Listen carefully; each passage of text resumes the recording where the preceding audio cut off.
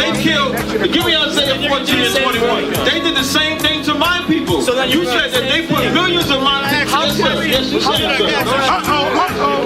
Should a murderer go to jail for murdering? Absolutely. Should a thief go to jail when he steals? Absolutely. Should a robber pay back the money he robbed? Absolutely. So why shouldn't the white man pay for what he did? That's right. That's right.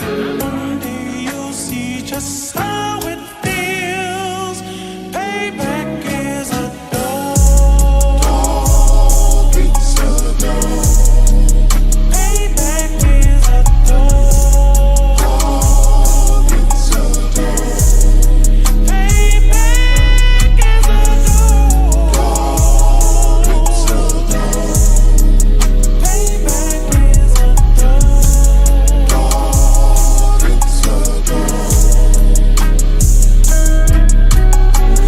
I'm in a hell of a hole, was never expected to grow. Just obstacle set in the road, that a result of me selling my soul. The story I'm telling is cold, but yet it's what everyone knows. The white man's the devil is known. America was never a home, only a place of captivity, safe facility, hating, disfigure me. They claim that I'm lazy, be killing me. Maybe this slavery draining my energy. 400 years and counting, the trail of my tears is countless. Main fact of them here is astounding, but I can't wait till this shit is surrounded. Ready to tangle my king and the angel, be ready to rap. Crack in the sky, nuclear missiles and make it official. I'm capturing every cracker surviving. Put them all in chains where they need to be, slavery for me. And let the whole world see that with them in the cage is safer in the streets. Put the dog on a leash, get resolved for the beast. 144, get the ruler show, we could all be at peace. As soon as the trumpets are sound, your kingdom we busting it down. The only way justice is found, the time for your judgment is now. You'll see just how it feels. Payback is a dog. Dog, it's a dog. Payback is a dog. Dog, it's a dog. Payback is a dog. Dog, it's a dog. Payback is a dog. Dog, it's a dog. Look, ain't no remorse in my blood slim. It won't be no compromise. Now it's time to feed the worms. Watch his body turn to flies. I clutch iron while you trust the lies. The next Glock I buy gon' be Gen 5. I get it customized. And sending shots off like farewell. Praying payback come back around like a carousel. Still remember Yahanna's words ringing in my head like bells. Said you in this body, you fit the Lord, fuck the cartel. Triangle choke, apply pressure to the game like I did Vondale. Payback's a bitch in a dress, she a bombshell. Revenge is served cold, I just hope they making oxtail. Glock fresh out the box, I swear it got that new car smell. Made myself a target in a world of mad shooters. Devils design fire for our babies to pass through. In the day of our king's reign, I'll be overzealous. They bought my jealous, I bought brand new parabellums. Someday you'll see just how it feels. Payback is a dog. Dog, it's a dog. Payback is a dog. Dog, it's a dog. Payback is a dog. Dog, it's a dog. Payback is a dog. Dog, it's a dog. Yeah, those are messed up, no. Bad news, fit to beat your home, nigga. Yeah. Go on, get on that ass real quick one time. 144, baby. They said you get on, you gon' represent, I said of course. Soon as they crank that beat, I ride that bitch just like a horse. She about to go dumb, yeah, bitch, me a whole car. You ain't know they call me Obi-Wan, I come with the force. You gon' ride, yeah, of course, get it lit up like a torch. You even low on this Lord, so that bitch is either or. Yeah, I know them niggas ain't cut like that, I swear I'm to our core. Wait up, let me make a call right quick, I'ma start another war. I was hurting when she left, but I don't care about anymore. I need a Vaselina like my Nina Puffer bar. Took a Zach, watch the dark. Matter of fact, like a dart. Any problem, let them come. We gon' snatch they soul like Shang Tsung.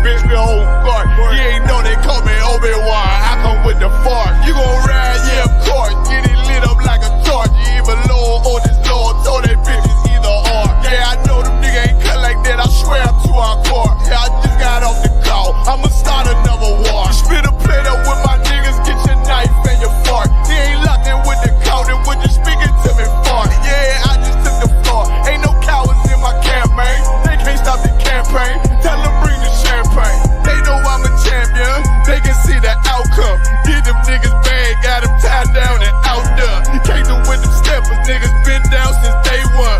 We run up the bands, bitch, like Dylan. They say you get on, you gon' represent. I said, of course. Soon as they create that beat, I read that bitch just like a horse. Yeah, about to go dumb. Yeah, bitch, we hold guard. You ain't know they call me Obi-Wan. I come with the force. You gon' ride, yeah, of course. Get it lit up like a torch. You either low or this low. Told that bitches either or. I told you niggas, you ain't cut like that. I swear I'm too hardcore. And I just made the call. We gon' start another war. Yeah.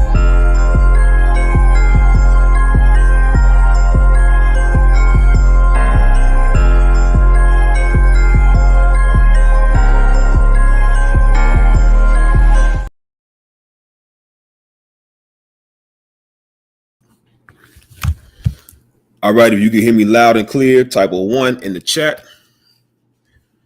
If you can hear me loud and clear, type a 1. What'd I just do? Okay. If you can hear me loud and clear, type a 1 in the chat.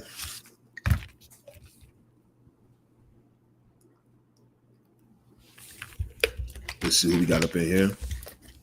We got Opa 1523.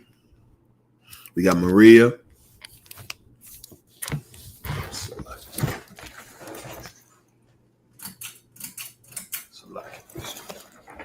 All right, young man Darius. All right, who else we got up in here? You can hear me loud and clear. Y'all type a 1 in the chat. Make sure we good to go. Oh, go ahead, Priest. Man, I just noticed you got on Aaron's high priestly garment. Yes, sir. Most High Christ. Yes, I do. You understand?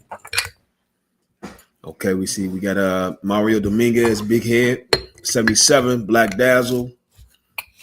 All right, well, let's clap it up then. All right. Shalom, Israel, Shalom, Yahweh Bahashim, Yahweh Shah Brakathem to the brothers, Yahweh Shamar Alathan Bahashim, Yahweh Shah to the sisters. We are the Israelite School of Universal Practical Knowledge, started out of 1 West, 125th Street, out of Harlem, New York, under commanding General Yahanna. We are not affiliated with no other Israelite group or Christian organization, and we teach the truth according to the Bible. And what is the truth?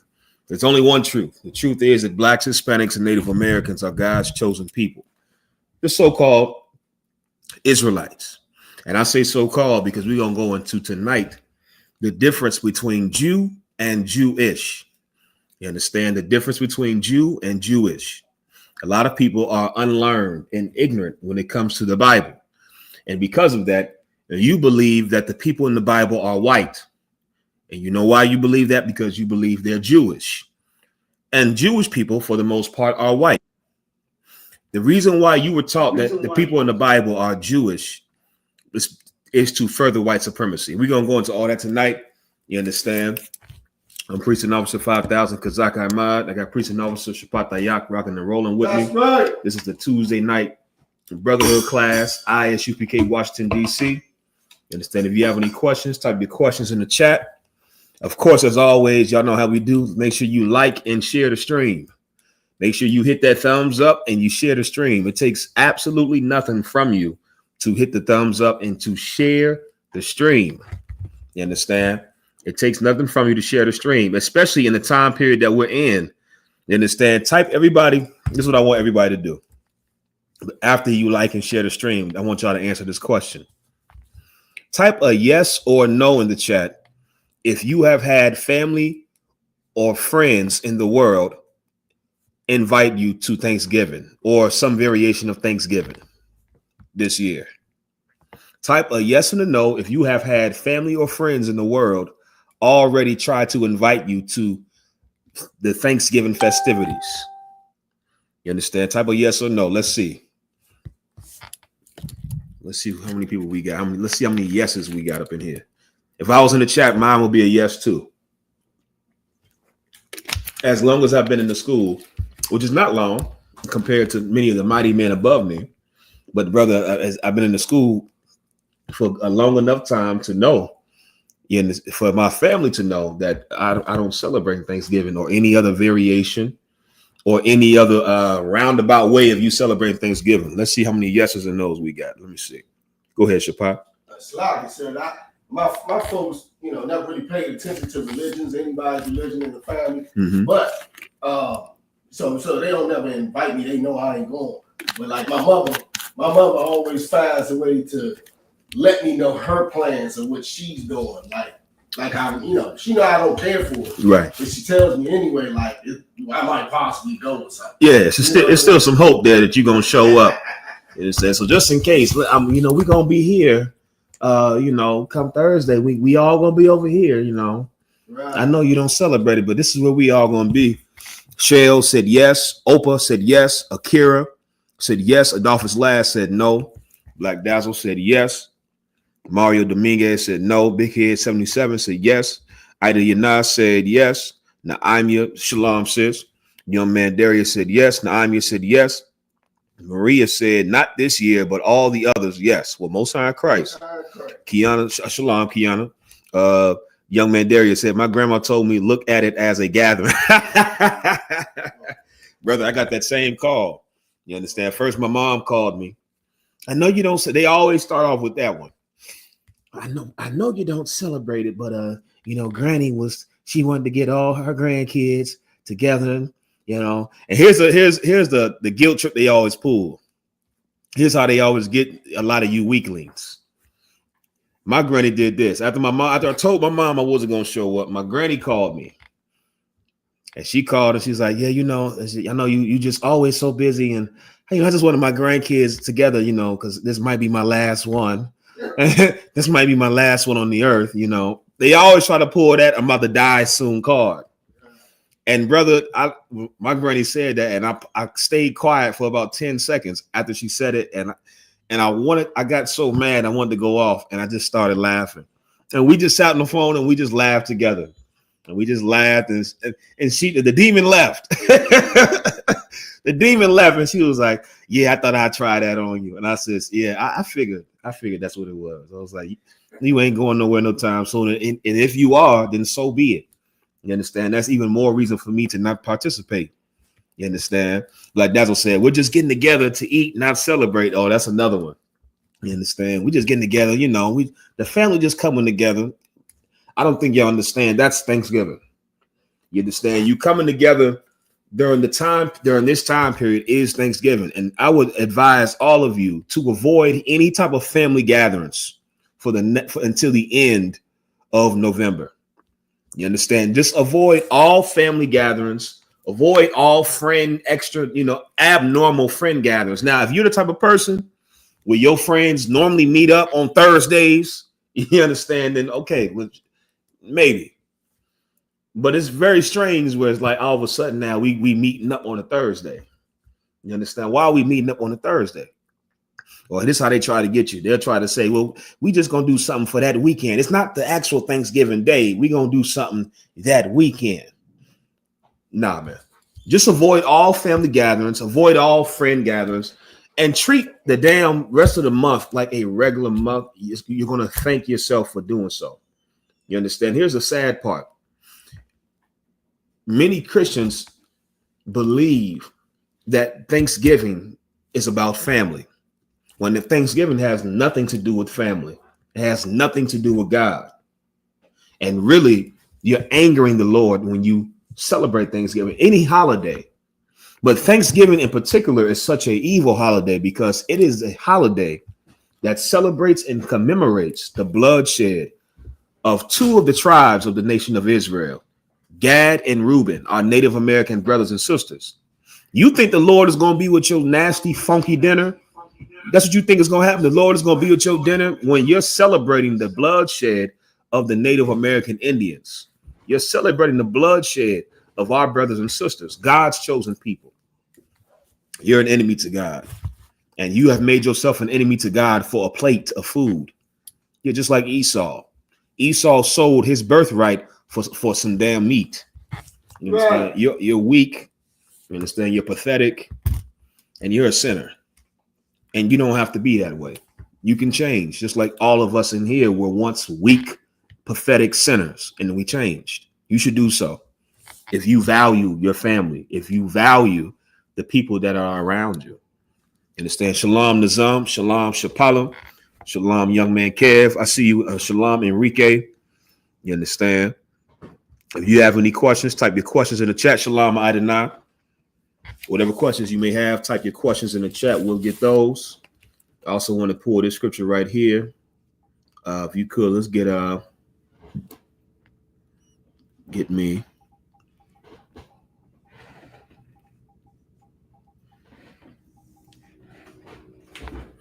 Luke chapter 9, verse 26. Okay. This is for all of you that are scared to tell your friends and family what you believe in.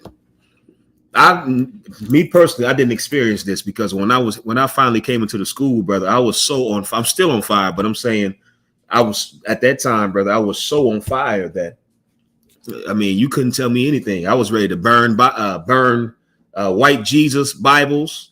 You understand? The Bibles that got the picture of white Jesus in them. I was ready to burn all them Bibles and toss out Christmas trees and all types of things. I was ready, brother, to just go off the deep end. And thank the Lord, I had wise men over me to guide that sincere zeal and fire. You understand? Because I would have been, all over the place. Here's what you need to know.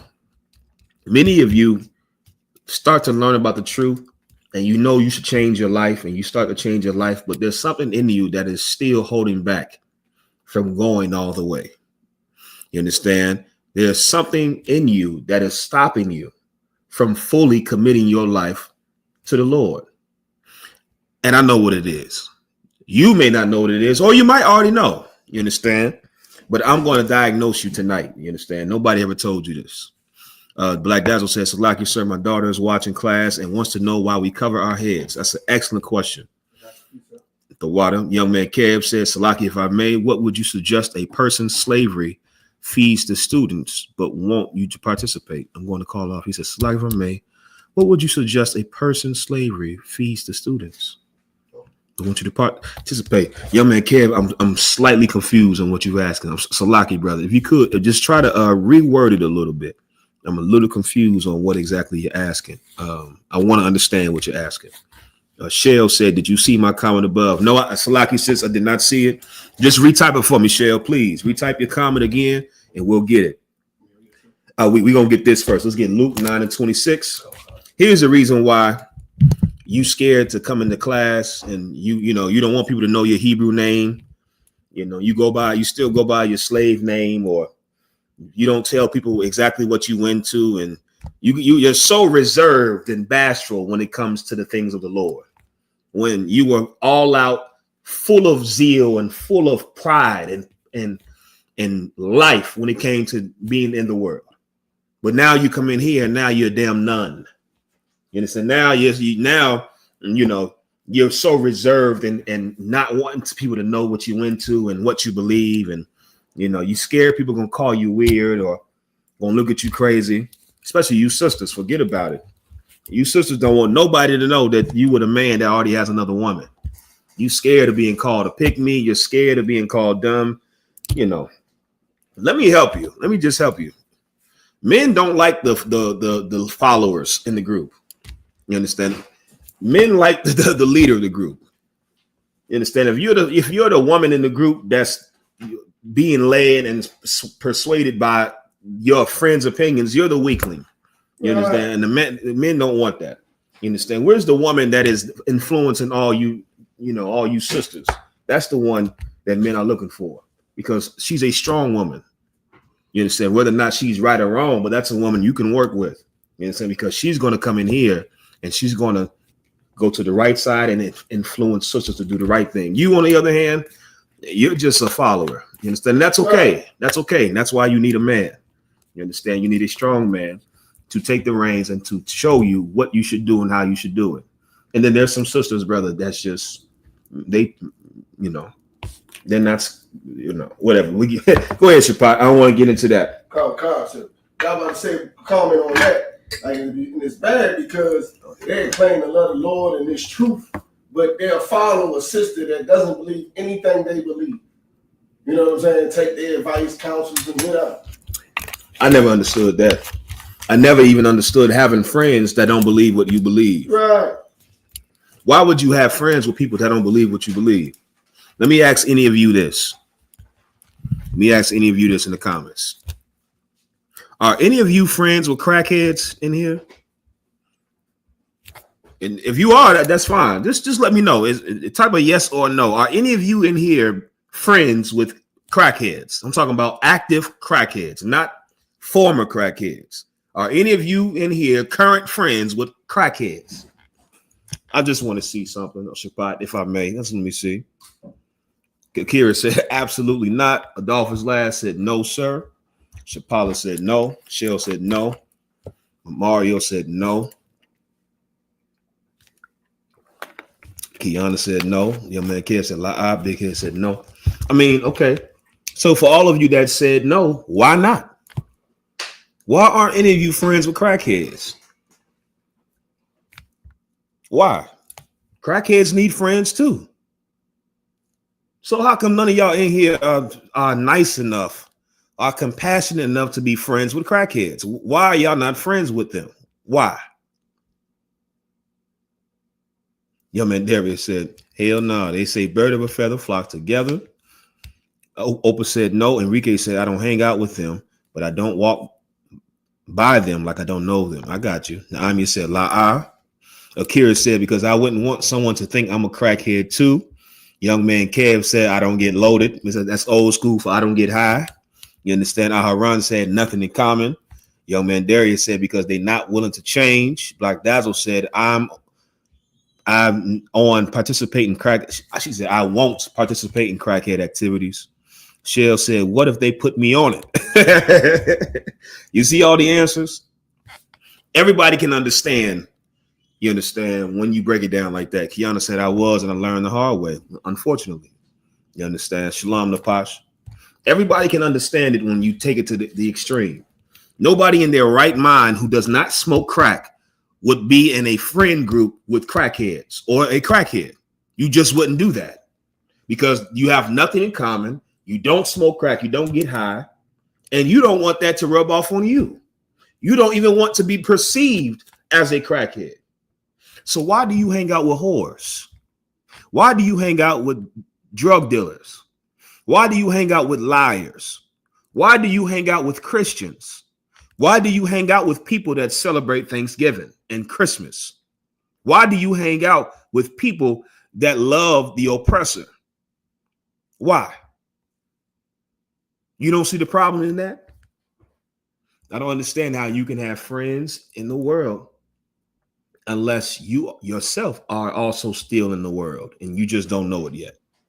You are who you hang with. You understand? Let's read that precept, Shapat. Come, sir. Book of Luke, chapter 9, verse 26. For whosoever shall be ashamed of me and my word and of my words, of him shall the Son of Man be ashamed. When he shall come in his own glory and in his Father's and of the holy angels. This is what Christ is saying. Christ is saying, whoever shall be ashamed of him and his words, he will be ashamed of him in front of his Father, in front of the Most High. You so scared to proclaim to being in the truth, and you scared to jump all the way in the truth, and you straddling the fence, you 1 foot here and 1 foot there. You better off going into the world. I never even understood that. If I'm gonna play halfway, I'm gonna go and enjoy myself in the world. What am I playing halfway for? You're not getting any of the benefits playing halfway. If you want to enjoy the world, fully commit to the world. Fully commit to the world. Go into the world and enjoy yourself.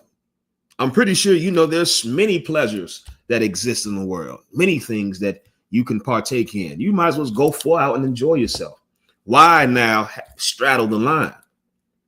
What you should do is not be ashamed. Not be ashamed that you found the greatest thing that could ever be found on the face of the earth. Don't be ashamed that the Lord called you to be something that most people will never be or understand. You should come in here and be bold. The Bible says the righteous are bold like a lion. You was bold to be a sinner. You was bold when you were in the world committing all types of abominations and nastiness and freakisms. So don't come in here now and not be bold for the things that are right. Don't come in here now and not be bold for what's truly our culture. Some of y'all used to every damn Thanksgiving and Christmas, you used to post pictures and matching Christmas sweaters, ugly Christmas sweaters, and you used to post all the food you made for Thanksgiving. You had no problem being bold, letting the world know that you are a part of the world, that you're a part of this culture. Why now come in here and not let that light shine? You're dead wrong, and you're not doing it because you're ashamed. And you may not admit it, but the Lord knows your heart. He knows you're ashamed. Go ahead, Shapar. So I just want to say out the two questions that we do have. Okay, what we got? Other than the head covered, young man Kev said, "I'm driving. Should I call off work instead of participating in Thanksgiving festivities after slavery?" And Cheryl said, "Did y'all hear about the Latinos getting text messages about getting deported?" Cheryl, I did not hear about the Latinos getting text messages about getting deported. It sounds very similar to the black students getting text messages last week about reporting to the plantation to pick cotton. It sounds very similar to that. Young man Kev, if there's a way that you can drive and be on your slave and refuse okay, I don't know the culture and the environment of your slave, but I would tell you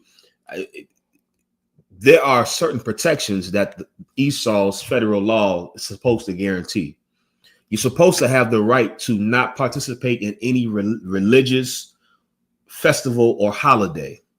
You are reserved that right to do that.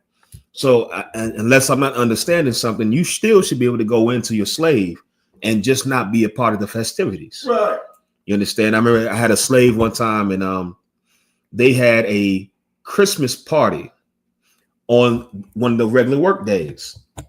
And I went in and I asked my supervisor, "Is it okay if I just do my regular work? I don't believe in Christmas. And so I would prefer to just do my regular work."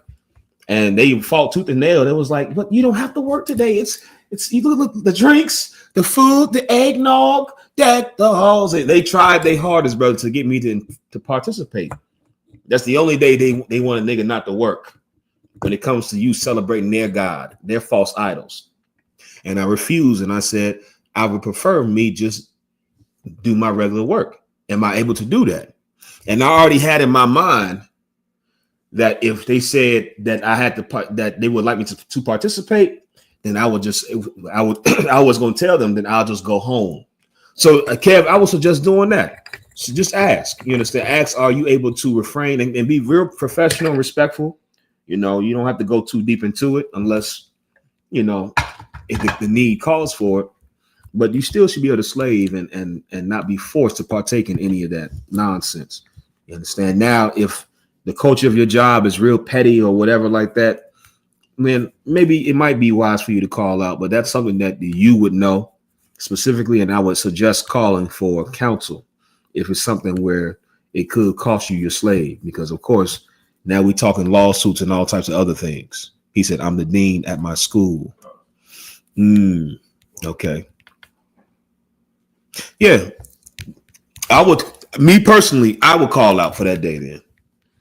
But okay, I thought that the schools was already out on Thanksgiving. Right. Is it the day before or something like that? The schools should already be out. Either way, I would call out, but I would say get counsel from your camp leader. You understand? Your camp leader will be able to hear out certain details and nuances that will affect the decision. And so call your camp leader and get the full counsel on it before you make a decision. African Warrior said, "The best thing I done was join IUIC, who accepts God's people, West Africa." Well, African warrior, if you joined IUIC, why are you in a ISUPK class? Right. I never understand that. Brother, I joined the ISUPK. You'll never see me in a IUIC class. No. UPK does not do that. You don't see us lurking in nobody else's classes. You don't see us typing in the chat. I'm glad I joined the UPK. You understand? Because I'm not gay. You don't see us going into your chat talking about we don't wear purple and we not gay. Right. You understand? But for some reason, y'all like to come over here and talk to us. I think African warrior, you recognize that we do have the truth. And because we have the truth, African warrior, we will never accept you. We will never accept your family. We will never accept you. We will never accept your sons and daughters. We will never accept any likes of you, because the truth is that Africans are not the same people as us, according to the Bible. You want somebody that will bend and compromise to appease you. That's not the truth. And that's why you're in here, because you knew, African warrior, that I was going to tell you the truth. You're not getting that with those purple sodomites. They're not telling you the truth. They're willing to allow in people that God says is not a part of this congregation for the sake of numbers. Right. We're not pressed for numbers in here. You understand? We rather do things the right way so the Lord that can be with us. African warrior, you will never be a part of us. You're not our people. We're not the same people. And you know that as an African. The fact that you're trying to hustle us as if we the same people, Africans know this. Africans know we're not the same people. Let's stop the BS, okay? And let's be for real. Go tune into their class and, enjoy yourself. Go ahead, Shapat. And Salabi, he invited us to eat some egusi soup or some African soup. I don't eat most of the heathen food that's here in America just because heathens make it, and their hygiene is just terrible. You know what I'm saying? Like, I don't eat Indian food, and I cut back so much on Chinese food. It's ridiculous. Like, I don't eat heathen food. Right. With heathens cooking it. I definitely don't want to share no bowl of egusi soup with everybody putting their hands in it and everything like that. That's right. And Akash just said something that was heavy. He said, the officer just said we wouldn't hang out with crackheads, so why would we be in the IUIC class? Right. Exactly. I don't hang out with crackheads the same way I don't hang out with Africans, because I'm not an African. I'm not African. None of my people are African. I have nothing in common with the African, and I don't want to be perceived as an African. I don't want people to make the mistake that I could possibly be African. And that's all of us in the UPK. And because of that, you can't come in here. However, you should go where you are welcomed. And if the purple sodomites welcome you, enjoy. I don't understand why you're here. I want to get to the sister's question. What you got, Shapat? And Salakia, I don't want to be perceived as a sodomite or a police officer, so I would never be in the IUIC class. Right. You understand? Let's get this precept for the head covering, Baba Kashar. Come, sir. Book of 1 Corinthians chapter 11, verse 3. But I would have you know that the head of every man is Christ, and the head of and the head of the woman is the man, and the head of Christ is God. Every man praying or prophesying, having his head covered. Let's start right there. Let's break down the first part. Come, what we're reading about is a clear-cut order, a clear-cut structure that the Lord has established. This structure is saying that the order on the earth is the Most High is the head of Christ, Christ is the head of man, and man is the head of woman. That's a clear order. There is no such thing as we're equal, we're the same. It doesn't exist. I know many of you want to believe that's what, you can do that. That's just not reality. The same way any man that believes he's equal to Christ, he has fooled himself. Christ is the head of every man. And whenever we say that, them Christian women have no problem agreeing to that. Christian women love to hear that there's somebody in charge of a man. Because black men got to follow Jesus. Y'all got to follow Christ. You got to get down on your knees and pray and get in line with Christ. And they right. You understand? They're absolutely right. Their reason for saying it is off, but At face value, they are absolutely right. Black, Hispanic, and Native American men should follow Christ. You absolutely should follow Christ, and not that gay white Jesus in the church. That's not Jesus Christ. You should follow Christ, the black man, according to the Bible. You should follow him. Here's the part where now things get tricky. When they hear that a man is the head of woman, they had no problem telling men that you had to submit to something greater than you, something that's over you. But now when they're told that they have to submit to what the Lord has put over them, all of a sudden now there's a disconnect. All of a sudden now, well, I don't think God is, well, I don't feel that Jesus would. All of a sudden now it's a lot of I thinks and I feels. There's a lot of things going on. Here's the truth of the matter, baby girl. The Lord told you that your husband is your head. You're not on the same level as your husband. He's your head. The same way your husband has to follow Christ. If you want your man to follow Christ, you have to follow your husband.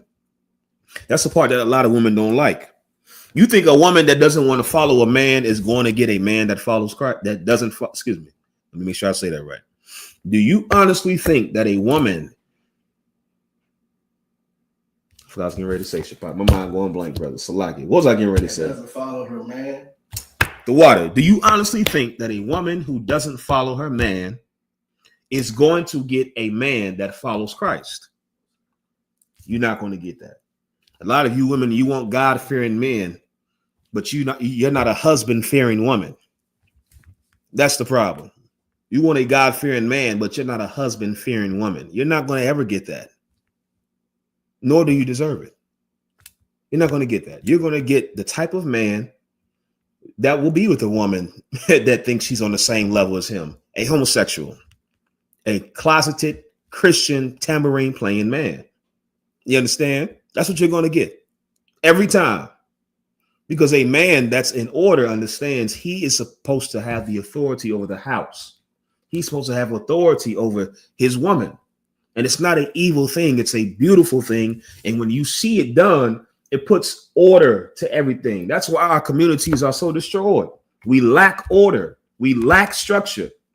We've got the chance to see what happens when men and women are quote unquote equal, or when women are over men. We've had the chance to see that. How has that worked out for us? How has that worked out? I'm getting a lot of participation from y'all tonight. You know what I'm saying? So y'all rock with me. Type a 1 in the chat. You understand? If you grew up in a broken home. Type a 2 in the chat if your parents were together in the house as you grew up. And I'm talking about your biological parents. If your biological parents were not together while you grew up, type a 1 in the chat. If your biological parents were together when you grew up, type a 2 in the chat. And let's just see. We got Akira, Imani, Black Dazzle, Maccabia, Naimya, Mario, Opa, Ida Yana, Shapala, Young Man Darius, all got 1s. Akaz, you understand? The 1s far outnumber the 2s. Most of us grew up in broken homes. You know why? Because we lack order. That's why. There's no other reason for it. We grew up in broken homes, majority of us, because we lack structure, we lack order. We've had the chance to see what happens when men and women are quote unquote equal and when the woman is over the man. You know, we haven't got a chance to see yet. We haven't got a chance to see what happens when righteous Black, Hispanic, and Native American men are in charge. We haven't had the chance to see that in mass. You get to see it in the UPK, of course. But as a whole, our whole community, our whole nation, we have never had the chance to see that. Since we've been in America, the oppressor, the devil the Bible speaks of, has established certain systems and hierarchies to ensure that you are not respected in your rightful place as a man, to ensure that your authority is always usurped. And because of that, many sisters become the lieutenant for the white man. They become the lieutenant for the white man in ensuring that that man doesn't have his rightful authority. and you don't understand, you're destroying your legacy. You're destroying your family. You're destroying our community, our nation, because a man's supposed to be in charge. You understand? You don't get to choose what type of man. A lot of you try to give caveats. Well, he got to be a God-fearing man. The Lord didn't tell you. You get to decide what type of man he is in order to lead. It says the head of the woman is the man. There were no caveats there. There were no sideliner notes. Whoever you lay down with, that's your husband.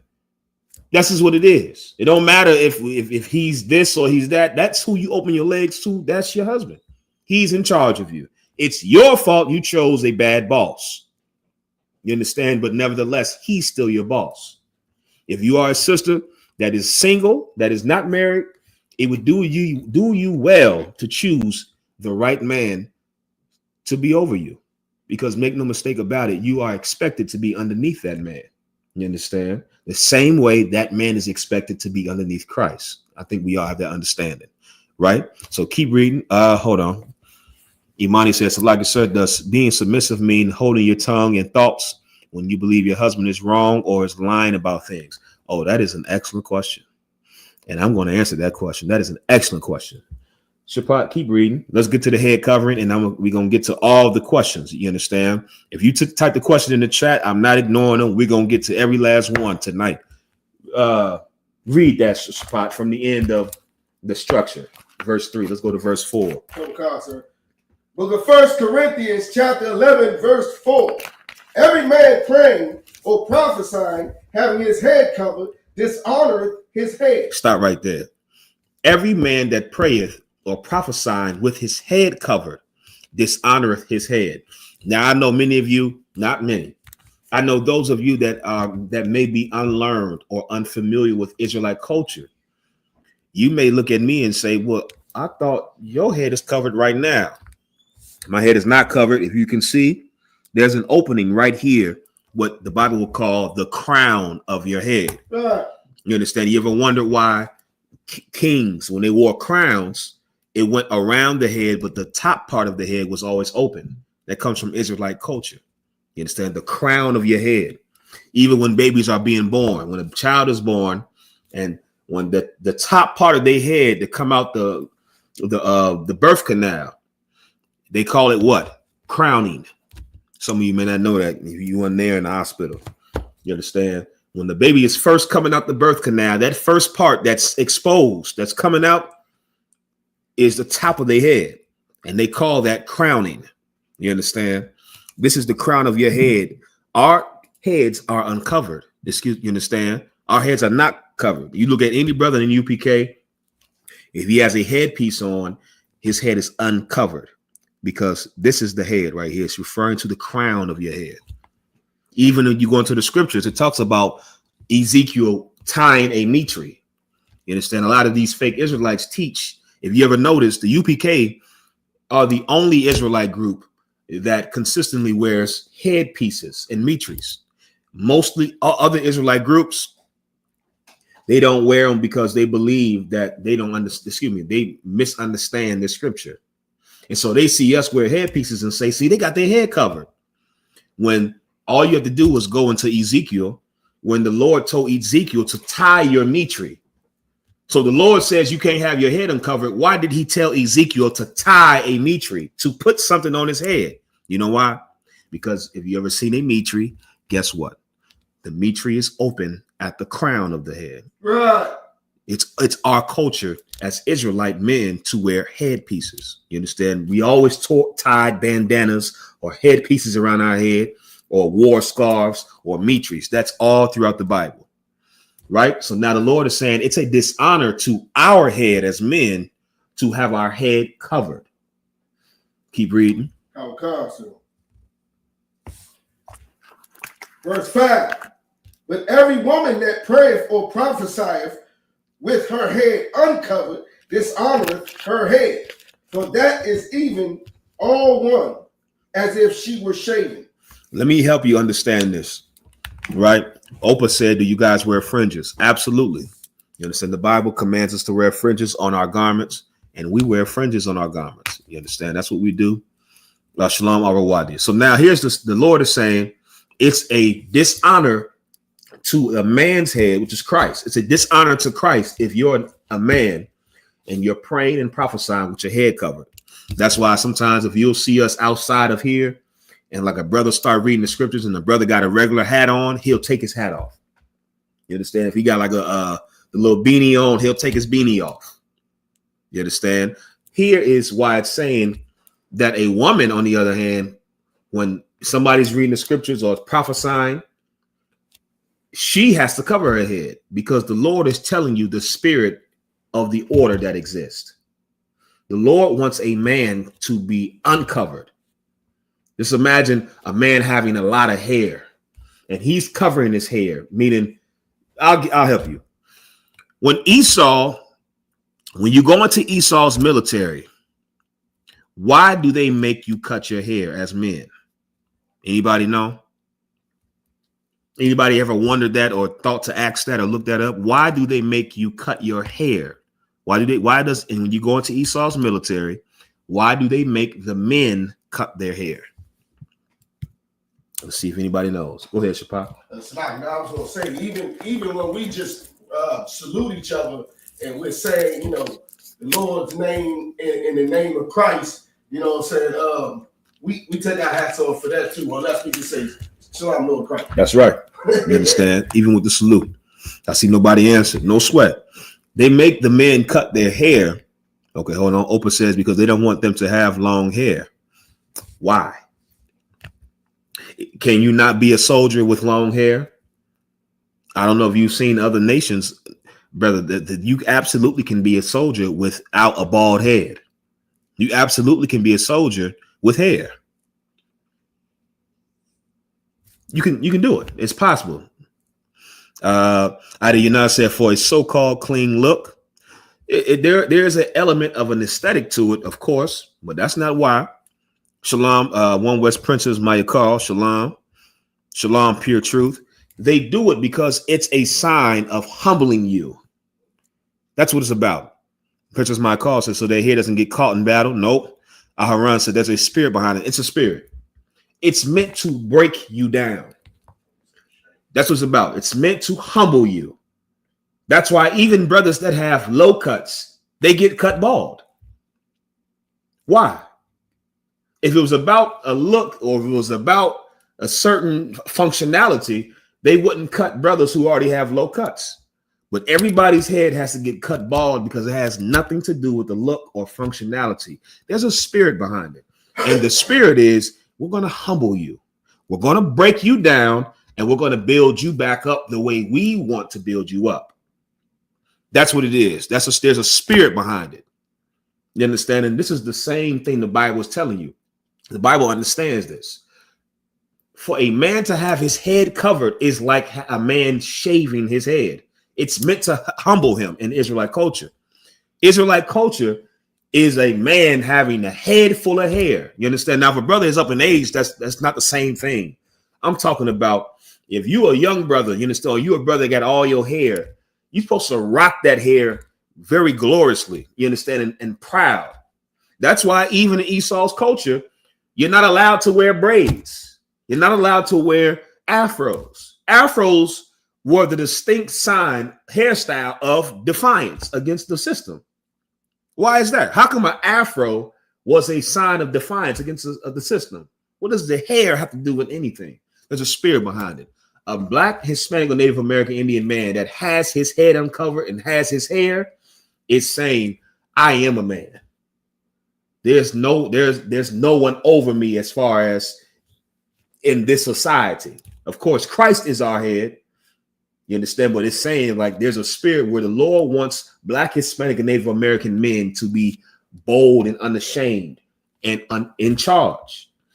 On the flip side, the Lord wants Black, Hispanic, and Native American women to be humble.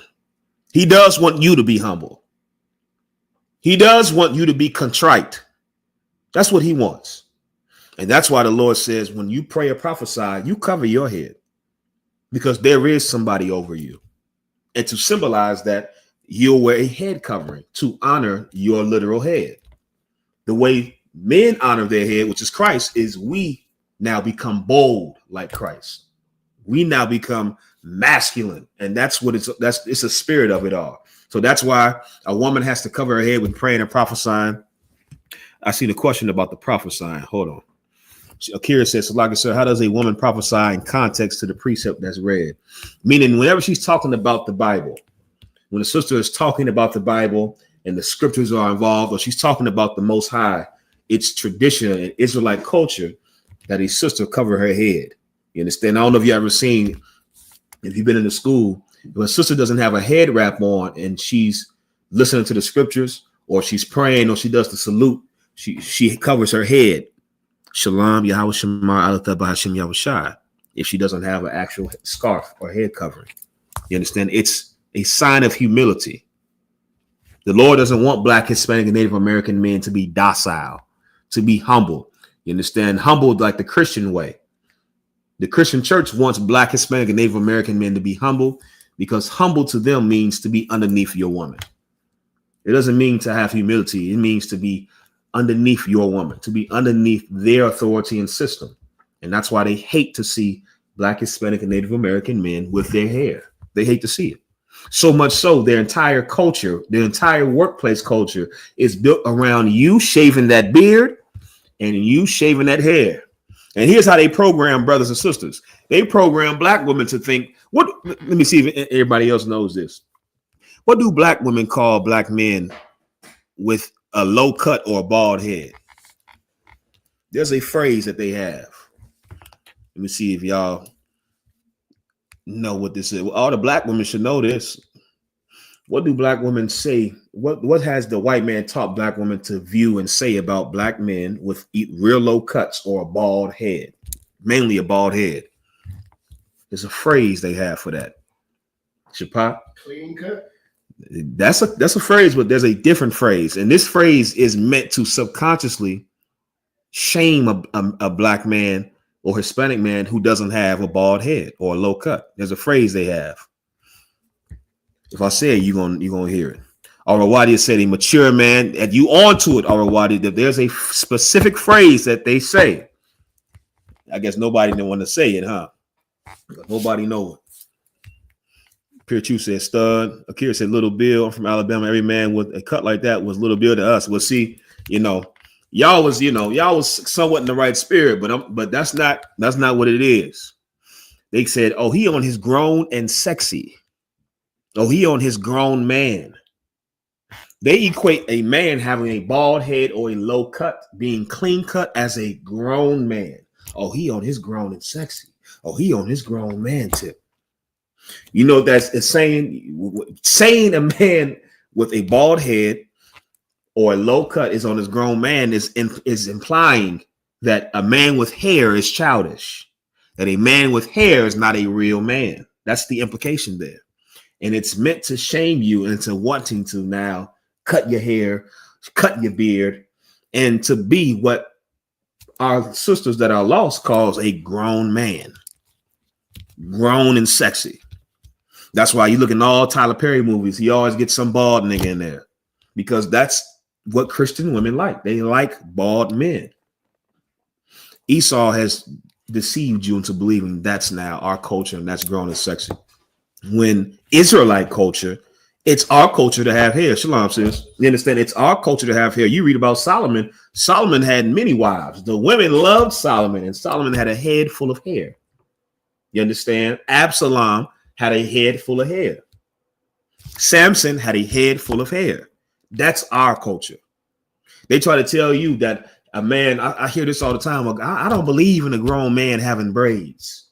I don't believe in a grown man having cornrows. Of course you don't, because you believe in white Jesus. Your understanding of masculinity is off.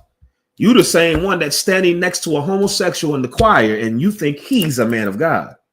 I don't think we should listen to what the hell you think about anything. Right. That's a man to you. This man that's prancing right next to you, trying to be you, you think that's a man of God. Clearly, you don't know what a man is, baby girl. Clearly, you don't have the slightest clue. The Lord is showing us what a man is. You understand? A man according to the Bible. You understand? It's our culture to have our beard, to have our hair, You understand? And for men to be, what's the word I'm looking for? I can't think of the word right now. Right? So Aharon said they were trying to clown me at my slave for growing my beard. Oh, they're gonna try to do that all the time. There's even a term they have. Brothers, you should know this term. What's the term that they call it when you go too long without having a haircut or a lining, a shape up? What's the term? Hold on, but I know you know. Let me give him a chance. What's the term, brothers, that they will call it if you go too long? You know, normally you get a haircut and a shape up and a lining every 2 weeks. Let you go 1 month without a haircut or a lining. What's the phrase? What do they call that? That's right, pure truth. You woofing it. Oh, he woofing it. You understand, brother? That's meant to shame you too. Yeah, see, out of your mouth, you woofing it. Young man DeCarlo, that's right, you're woofing it. Young man Darius, you might have said the homeless look that too. They say, oh, he woofing it.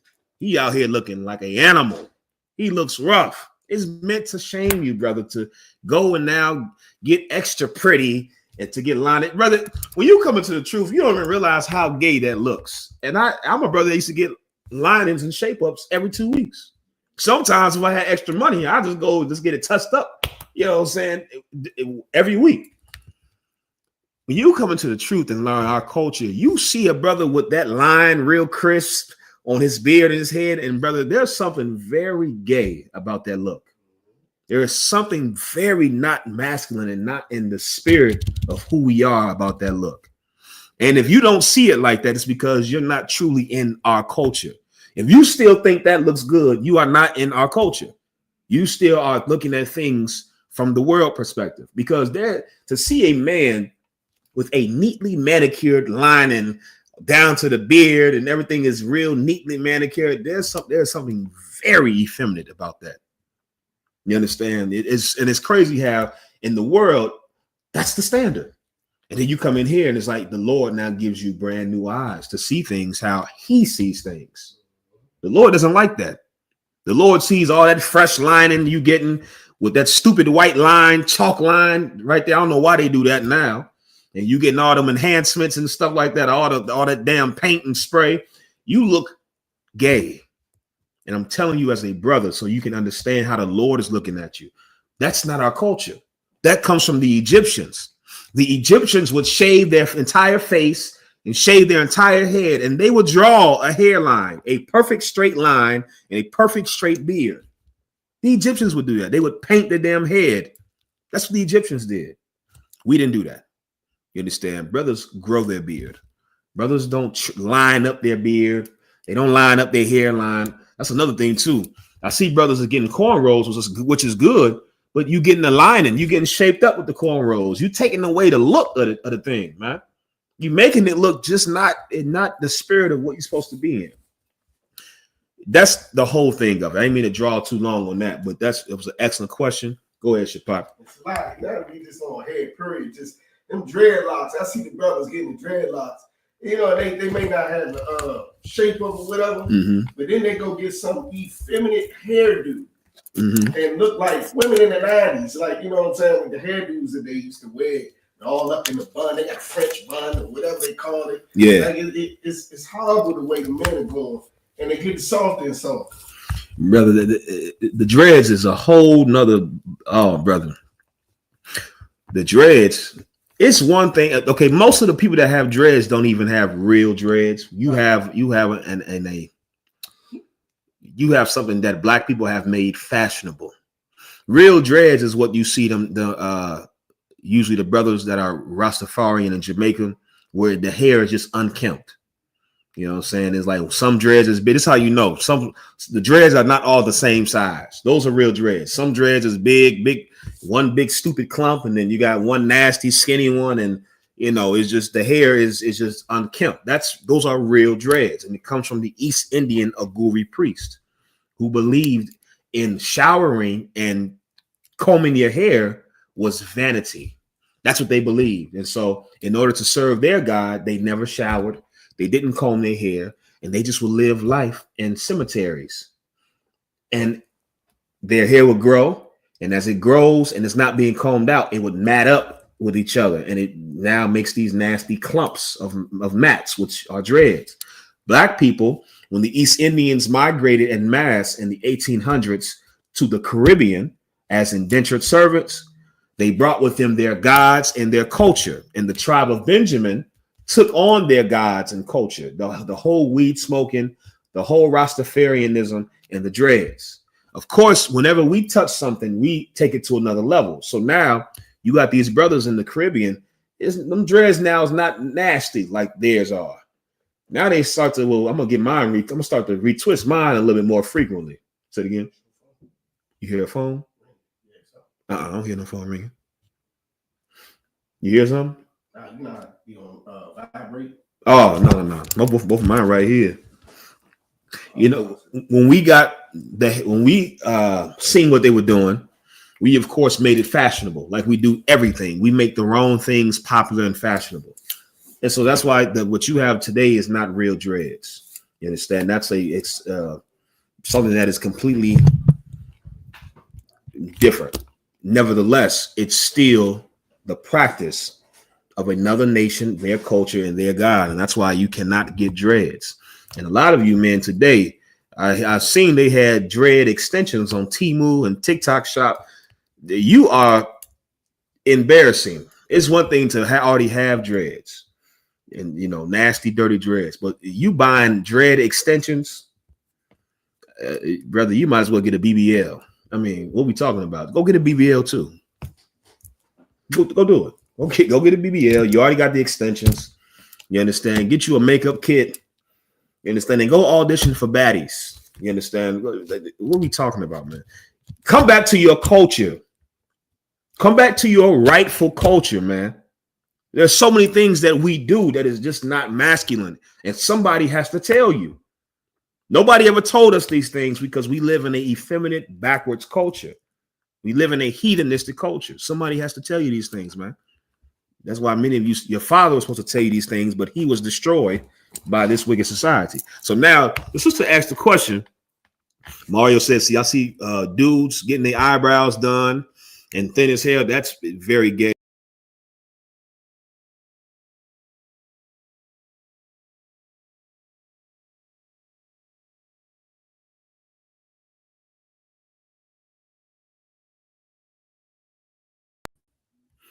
Y'all got me pushing the wrong buttons over here. Salakia. She said they putting on lace fronts too to cover up their baldness. You know, well, I'm gonna skip past that. I don't want to offend nobody in here, man. Not too much. All right. So the sister asked,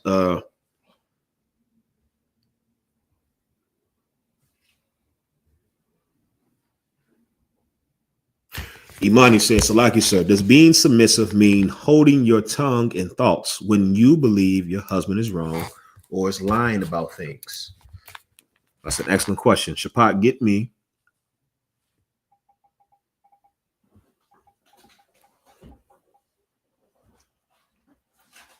First Samuel chapter 25.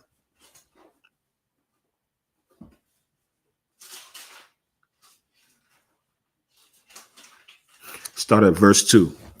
We're going to read about a sister that was married to a man that was actually wrong and was an actual liar and fool. Quinn Darko said, I wax my eyebrows, cleaner look. Why do you want to look? Okay. When you say cleaner look, why? If you're clean, you're clean. Why do you want to, quote unquote, look clean? And who told you that was a cleaner look? Right. Who told you that? She says, so like I said, if I may add, hypocritical as well. No sweat, sis. We're going to read about a sister that was married to a man that was actually, you understand, that was actually a fool. You understand? It was all those things. Quinn said, I got a unibrow, my guy. Okay. That's fine. You got a unibrow. Ain't nothing wrong with you. If you want to, add some distance between the joint, then add some distance. But as far as you now you got to specify, you understand? You got to get counsel on this. And the brother could tell you, all you got to do is just send in the picture of how you look without it, regular, and send a picture on how you looking after. There's a way to do things and it's not effeminate. You understand? I can understand if you don't want to be walking around here with one eyebrow. I understand that.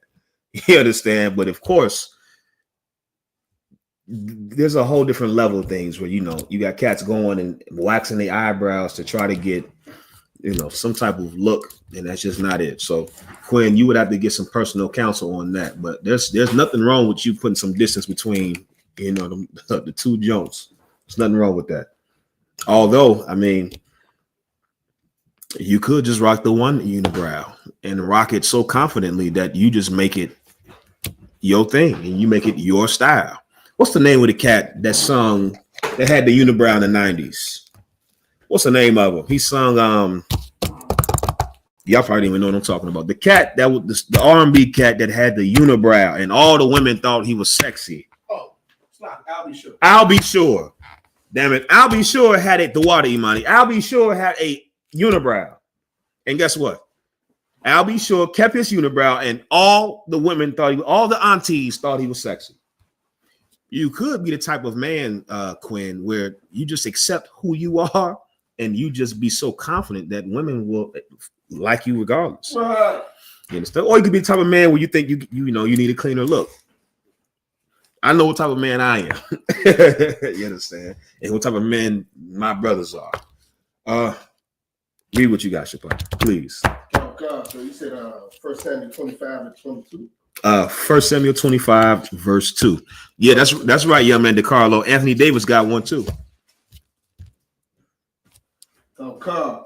Book of 1 Samuel, chapter 25, verse 2. And there was a man in my own whose possessions were in Carmel, and the man was very great, and he had 3,000 sheep and 1,000 goats.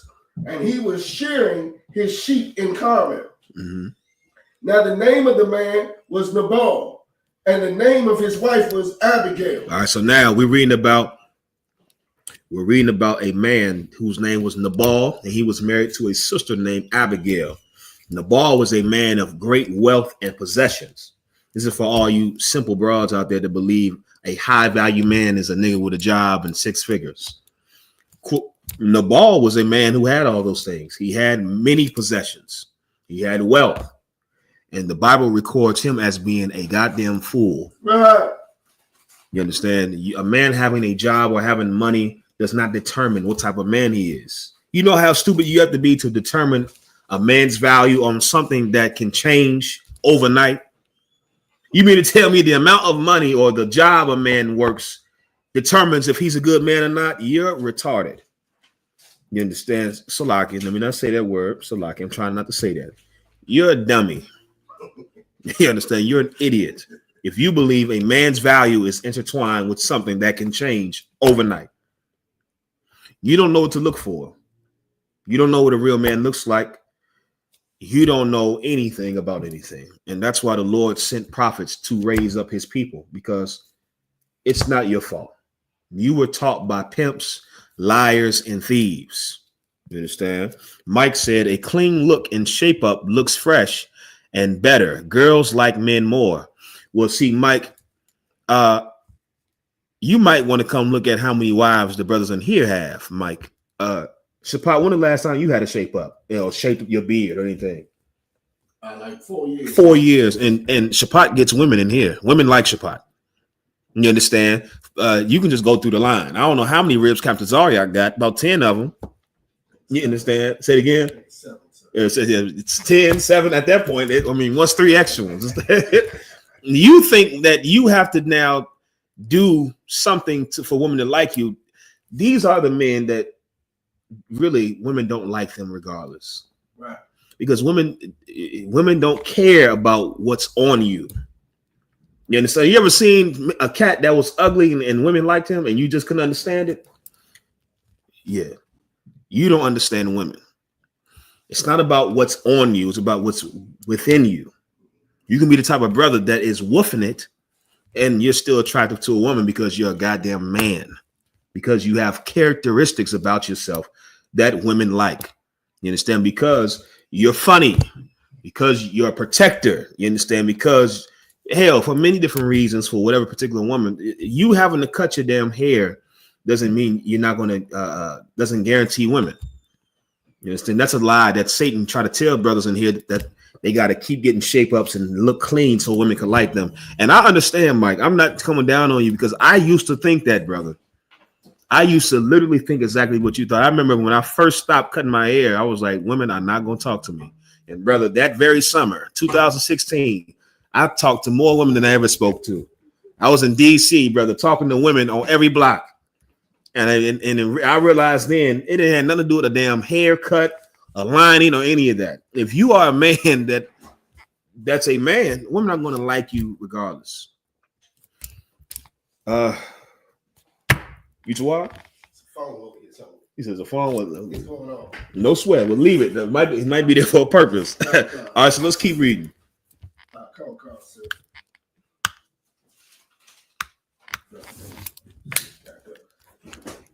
Come.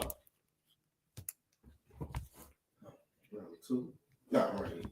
Salaki. Now the name of the man was Nabal, and the name of his wife was Abigail, and she was a woman of good understanding and of a beautiful countenance. So now it's the Bible saying that Abigail, she was a woman of good understanding. This was a wise woman, which is rare. They do exist, and they're in the UPK. Abigail was a woman of good understanding and a beautiful countenance, meaning she was wise and she was beautiful, which is doubly rare. You understand? Go ahead, Shapak. It's like I remember putting it as a bar in one of my songs, In the World, and I still believe today a woman is as beautiful as what comes out of her mouth. Or what doesn't come out of her mouth. You're right, brother. You are absolutely right. So now we're reading Abigail was a wise woman and a beautiful woman. Let's read about her husband. Keep reading. Come.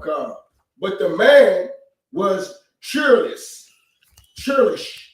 and evil, and his doings. It's like, but the man was churlish and evil in his doings, and he was of the house of Caleb. Right. You might know what churlish means. No sweat.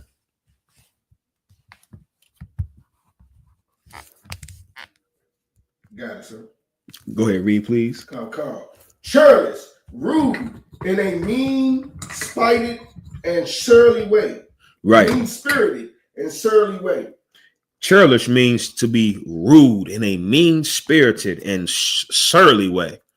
You understand? Somebody that's just nasty. It's like, why you talking like that? What's wrong with this cat? What's wrong with him? This was Nabal. You understand? The Lord said he was evil in his doings and he was churlish, meaning he was a cat that was just a terrible man. He was a terrible man. This excellent sister was married to a terrible man, right? So now let's keep reading. Hold on. Let's keep reading. I'm going to skip you down to where I need you to.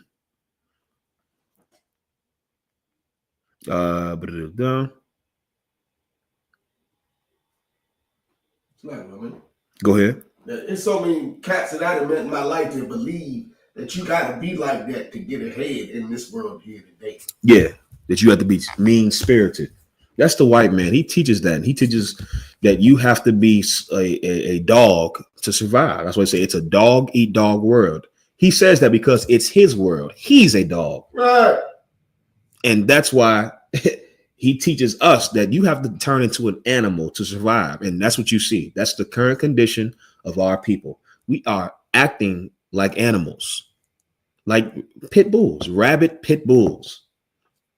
Whether you look at how we talk to each other, look at how, many of you parents, I could teach a class on this alone. I can't stand the way a lot of you parents talk to your kids. You have a effing problem. You have a problem. You talk to your kids as if you have a problem. And if I had the power and authority to, I would hit you in your mouth. You understand? And I would take your children, because you talk to your children as if they're not humans with actual feelings either. And you do it because you were treated like that. So in your mind, it's normal. In your mind, the kid has to stay in the kid's place and take your abuse. You have turned into the damn devil. You have taken on his ways. And because of it, now you're churlish and you're evil in all your doings. This was in the ball. And the ball was like that. So now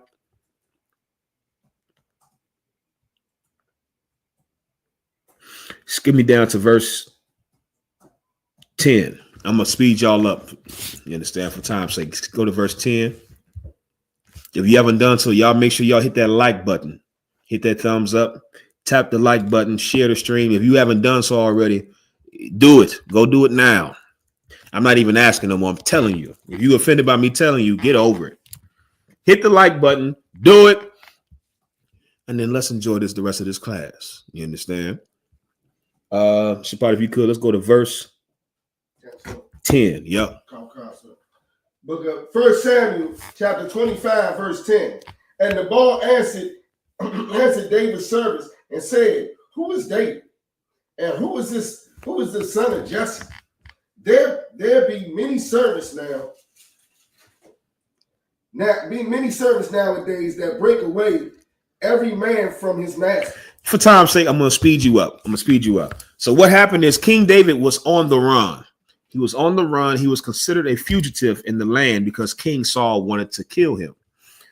David and his men that were with him came onto the property, the land of Nabal. And of course, we read that Nabal had many different sheep and goat and cattle and all these different things. And David and his men, they're on the run. They're hungry. Nabal has the means to feed these brothers. And so when David sent his servants to inquire of Nabal, can they get some of the, can they be fed? Can they be housed and lodged? Nabal responded, who the hell is David? Why should I give him any of my stuff? Why should I give him any of my food? He turned David down. He didn't believe that he had to share with David and his men. He didn't want to, right? When the servants came back and told David this, David was getting ready to ride on Nabal. He was getting ready to slide on him. David was getting ready to come back and kill Nabal. You understand? You got to remember, you Christians, you have a gay understanding, of off and wrong understanding of King David. King David was not a choir boy that shouted in church. That's not who he was. Y'all love to say, I'm a dance like David dance. And you in there chicken winging and all that nonsense. That's not David, man. David was a black man from the tribe of Judah that was a fighter and a killer. And David was getting ready to kill Nabal. He was getting ready to, right? So now,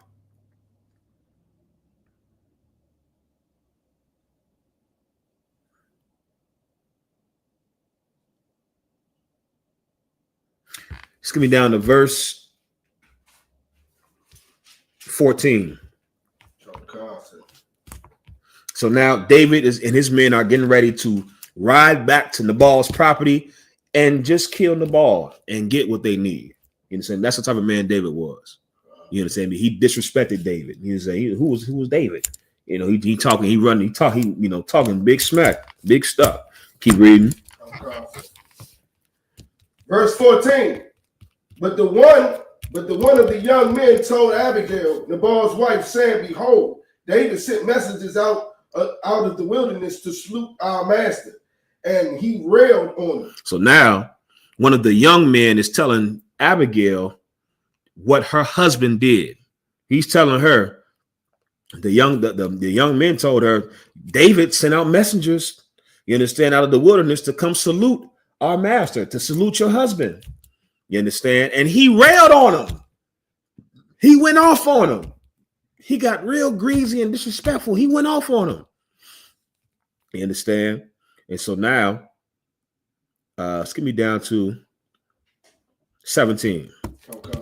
Verse 17. Now, therefore, know and consider what thou wilt do. For evil is determined against our master and against all his household.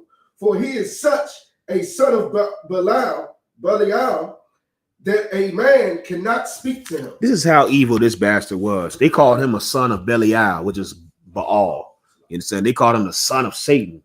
This is what this servant is saying to the wife. He was like, man, you know how Nabal is, man. Can't nobody tell him nothing, man.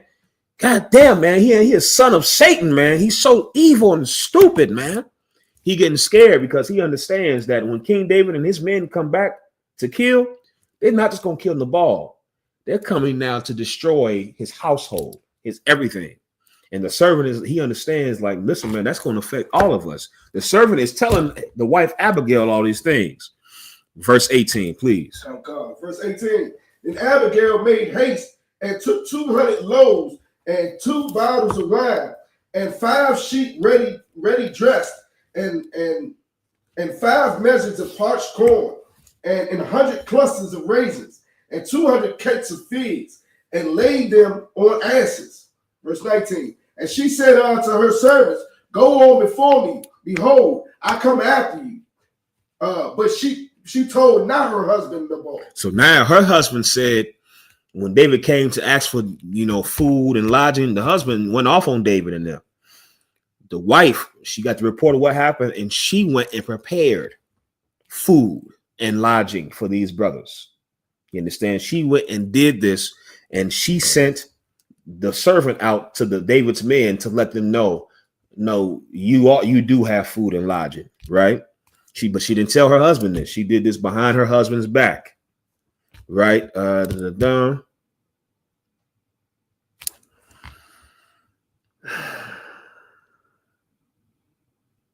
Give me verse 23. Oh God. So verse 23. And when Abigail saw David, she hasted and lighted off the ass and fell before David on her face and bowed herself to the ground and fell at his feet and said, upon me, my Lord, upon me, let this iniquity be, and let thine handmaid, I pray thee, speak in thine audience and hear the words of thine handmaid. So now she's going to David and beseeching David. She's begging David, listen, what my husband did, let his sin, let that be me. This is something that a lot of you sisters, you have a hard time doing. You have a hard time understanding. You think that you are a separate entity than your husband. The moment, if you're married, the moment you start to believe you are your own entity and separate from your husband, you already lost. You failed. You don't even understand what the hell you're doing. You don't understand the purpose of marriage. You don't understand anything. The moment you let a man enter inside you, you are joined to that man, and you are no longer two. You are now one. You're one. You are the same entity. You should remember that when you try to shame your spouse. A shame to your spouse, a shame to your husband is a shame to you. An embarrassment to your husband is an embarrassment to you. And so, brother, so often, I'm not just coming down on the sisters, but specifically our community, brother, you see this more so from the sisters. Many of us grew up watching our mothers shame our fathers, or watching the women around us shame their fathers, their baby daddies, quote unquote. This is the culture that exists in our community because the white man is the devil. When a woman that has understanding understands, it's a shame. Here's a sidebar. Here's another thing too, a lot of you sisters don't realize. Men of understanding, when we hear you talk about the father of your kids, that don't get us excited. You understand? A real righteous man, a man of understanding. We hear that, brother, and it makes you look bad. The more you talk about him, it makes us look at you like so you lay down with him. And I don't think sisters grasp that concept. You over here thinking you getting points you think you're making yourself look good by making him look bad, when really, as bad as you talk about him is really now how a man of understanding is going to view you, because you were at one point the same entity. He was at one point good enough to put children inside of you. You're only as good as the person you lay down with. I hate to break it to you. A lot of you sisters been deceived into believing you had sex with losers and you were better than the men you had sex with. You are only as good as the people you open your legs to. So remember that. If you had children with a man that's a loser, a deadbeat, raggedy, bum, broke, that's what's the new one, brokey, dusty. Oh, baby girl, you are just as good as him the moment you lay down with him. You're not better than him. You are just the same as him, because that's what you submitted yourself to. You understand? You're not better than him. Go ahead, Shapak. So I was breaking this down to a sister last night, how the angels are sitting next to you, not judging what you do, but how you treat your husband. If I could, under the precept. For time's sake, we had to skip that. But the water, though, priest, the water for having that on ready. Come. I'm gonna speed y'all up for time's sake, man. From the story, what ended up happening was David decided not to kill Nabal because of his Nabal's wife's actions. Eventually, the Lord killed Nabal. The Lord gave Nabal a heart attack, and he died. I hear it too now. Somebody phone going off. It might be. It's okay. If it's ringing when we finish the class, then we'll find it. As for right now, we got to keep going. Right? Eventually, the Lord killed Nabal. I say all that to say, and I bring this story up because never at one point in this story did Abigail shame her husband. Did she talk bad about her husband? Did she try to combat or battle her husband, as evil and as a fool as he was? If you are a sister that believes you are married to a man that's a hypocrite, that's a liar, that's evil, the first thing you have to realize is this man is over me. And this man is me. We are an entity. You have to realize that first. If you can keep that in mind, you'll start to make decisions now that's not going to make you look good, but really that's for the best of both of you. And a lot of times, brother, I've seen it happen. I've seen sisters come into school first, and guess what happens? Because there's such an excellent wife to their evil husband, they're able to win their husband over and come in here. Those are the sisters, brother, that are like Abigail. And then there's some of you that come in here and you try to get rid of your husband. You think you're going to come in here and get one of us, and we going to get with you, even though you still got a man. You are dumb. Again, it's not going to happen. We don't want you. We don't want you. Stay with your husband. Please stay with your husband. Work it out with your husband and be a good wife to him. Don't come in here thinking you're going to trade up and get a good man in here and you already got a man. That's not happening. Stay with who you lay down with, man. You can be a type of woman that can change that man for the better and not change him by you nagging him like some Christian dog. You understand? You constantly nagging him and complaining and think your mouth is going to change. No, Abigail didn't do that. Abigail at one point never did that. Abigail in the shadows was making things right. You understand? Behind closed doors, she didn't need credit.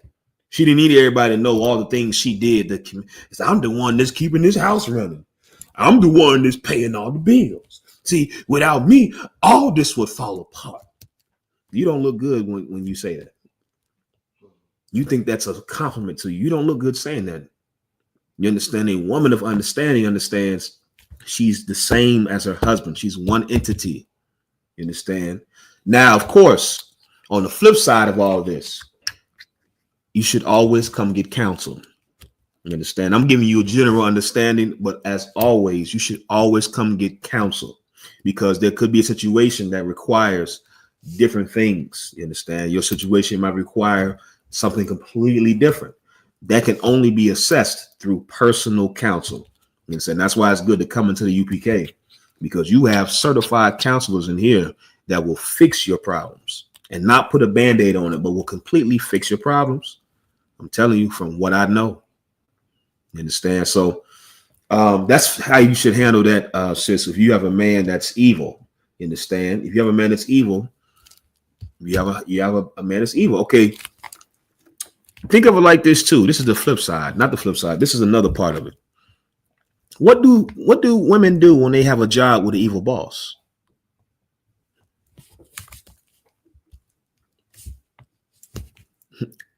For all the sisters, brothers, don't type in the chat. I want all the sisters that's listening. Type a yes or no in the chat if you've ever had a job with an evil man over you or a dumb man over you. Type a yes or no. If you've ever had a slave, a job where there was a man over you that was evil, that was mean, or he was just dumb. Type a yes or no in the chat if you ever had a slave where you experienced that. Let's see something here. We got 2 sisters, just 2, no sweat. Shalom, Sister Kawanaya. Akira Imani said Khan. Naya said no. Black Dazzle said no. Shapar said la. These sisters are very blessed and fortunate to not have experienced that. Maria said yes.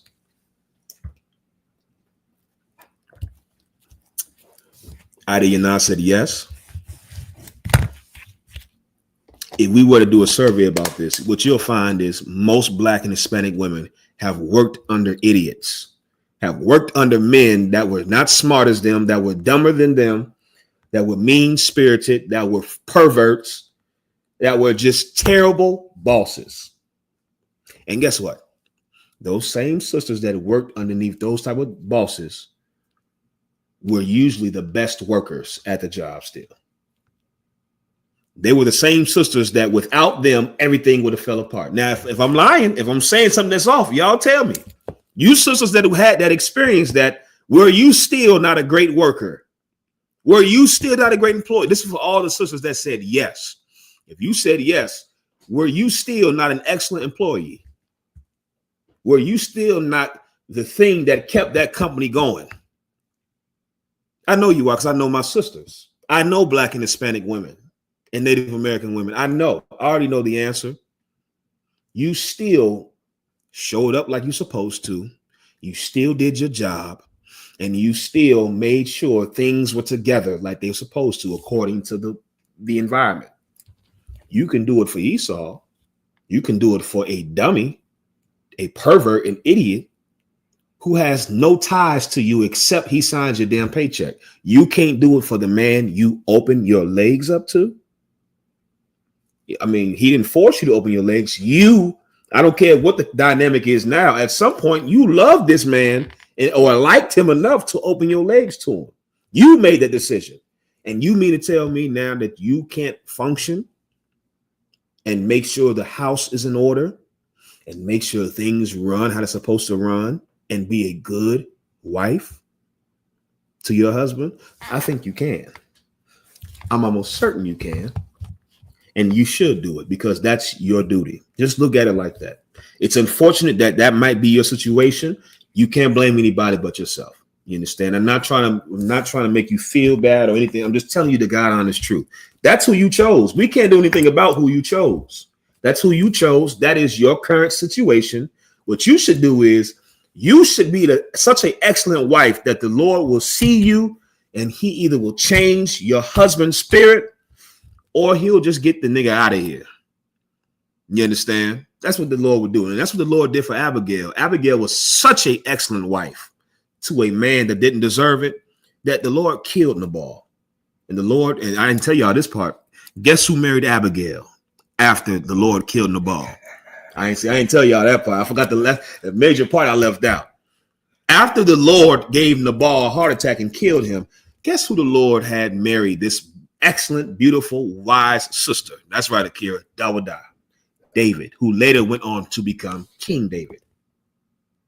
You could be the type of sister where you're such an excellent wife to a man that doesn't deserve it, that either, once again, the Lord can change his spirit and change his heart, and now he becomes a husband that is perfect, or the Lord can just get rid of him. And here's the third option, or you just are stuck with a terrible boss. Either way, you're still expected to perform your duties as a wife. Go ahead, Shapat. Or vice versa. He might be, you know what I'm saying, that way, and you do bad by him and don't, you know what I'm saying, the Lord might make something happen to you. Mm-hmm. You know what I'm saying? Yeah. You understand? This is why knowing sex is marriage and knowing that it's forever is so important. And my heart goes out to those of us that, who didn't know that in relationships, marriages, you understand, that are not quite ideal at the moment. You got to remember, things are not always stuck as well. You got to have faith that things could change. You got to have the faith that this is not the end all be all right here. The current condition of this marriage is not the end all. This could change, and this can turn into something beautiful. This could blossom into something that I've never dreamed it could turn into. And here's what's the beautiful part too. Anybody that's been with somebody long enough, and went through things. When it does change, y'all gonna be stronger than ever because you went through things that most people would have crumbled if they went through. Right. You understand? And here you are now. It's like, wow, we were able to see it through and just stick it out. You understand? You're closer. Adversity, overcoming adversity, brother, it breeds a certain bond that people that never went through it can't understand.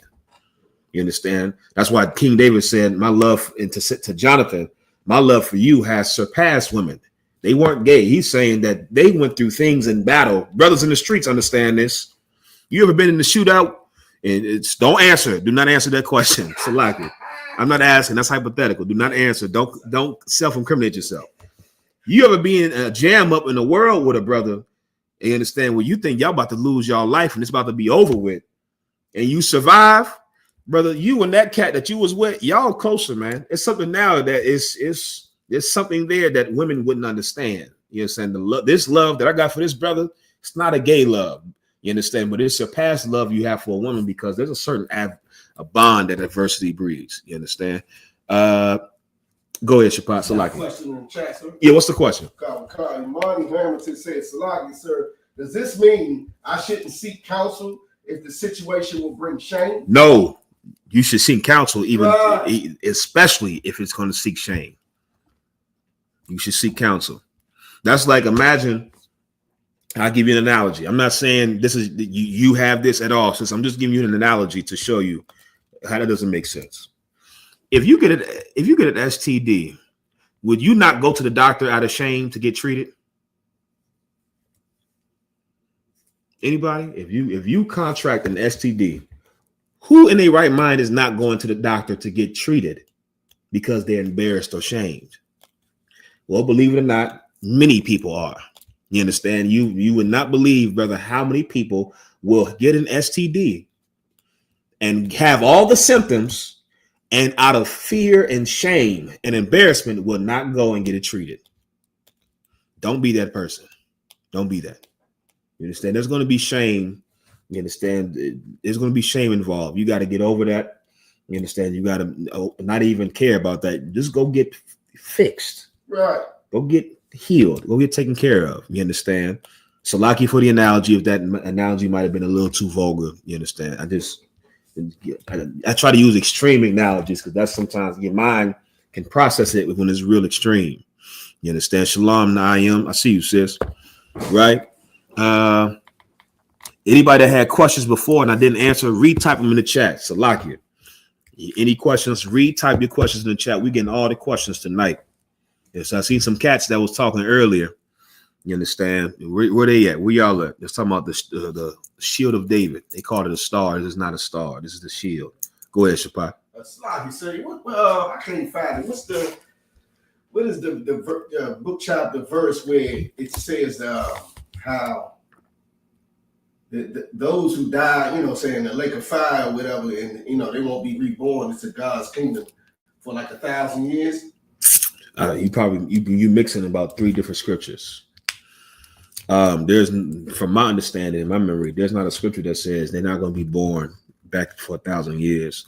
There's a scripture that says the land will not, the lake of fire, and the land won't be able to be inhabited. There is a scripture that says that, but that second part, there's not one that says the part that you're referencing, unless my memory is not serving me correct. Let me see.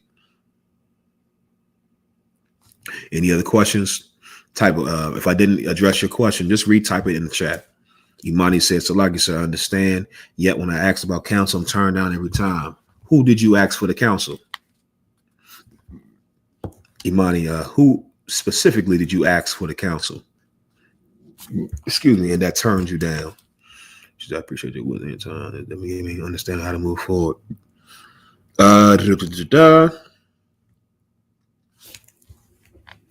If y'all still rocking and rolling, type a fire emoji in the chat. Who all we got in here? Type a fire emoji in the chat. We kind of ran long, but sometimes you got to do that. You understand? We need the questions answered. You understand? I remember coming into the school, brother, I had endless questions. You understand? I would be offended when my questions didn't get answered. You understand? In my mind, I'm like, y'all got to answer my questions. You know what I'm saying? So, Yeah. So hold on, let me do this real quick. I got Akira, Young Man Darius, Kelly Usual, Nayum, Maidana, Black Dazzle, Young Man Kev, Naimia, Big Head Maria, Adiyana, Opa 1523, Mario Dominguez, Shapala. Right. Let's see what we got. She said, so like I said, I asked my husband and I asked Captain. Okay, what I would tell you to do is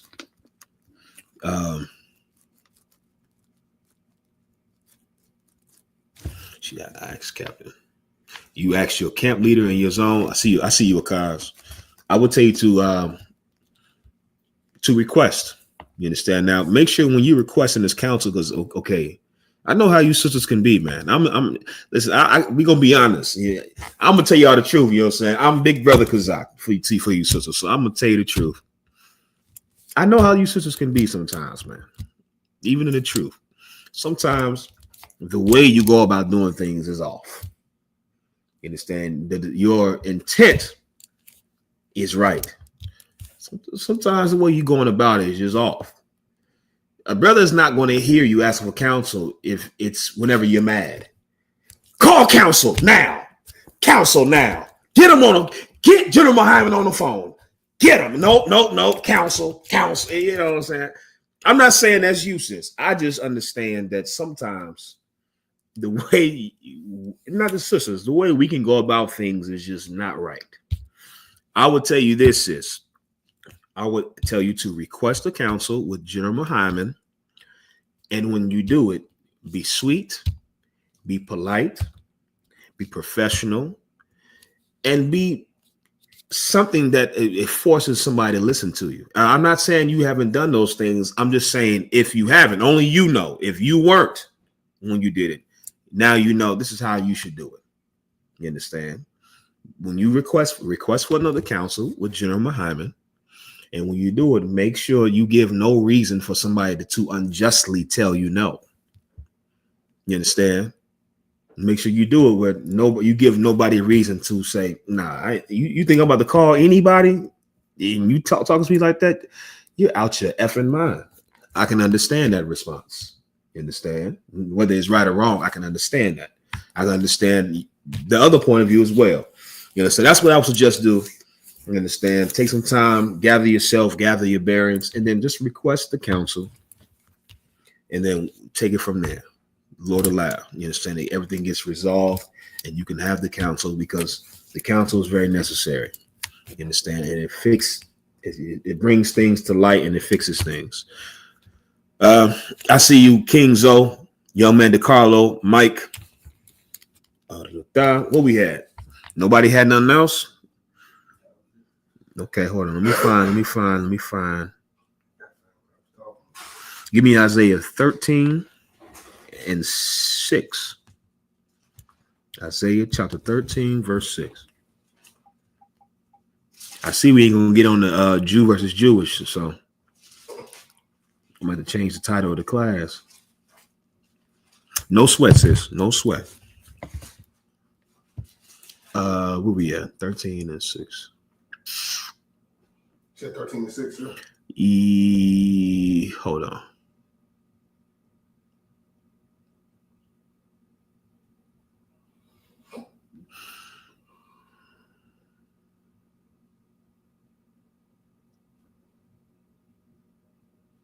All right.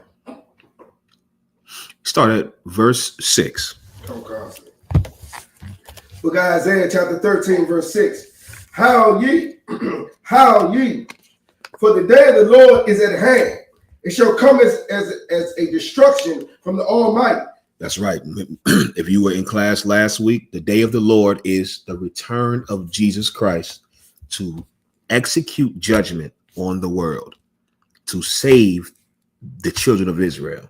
When you hear about the hold on, Mike said weed demon got me bad. Weed intake is increasing. Don't know how to stop. Mike, I understand that, brother.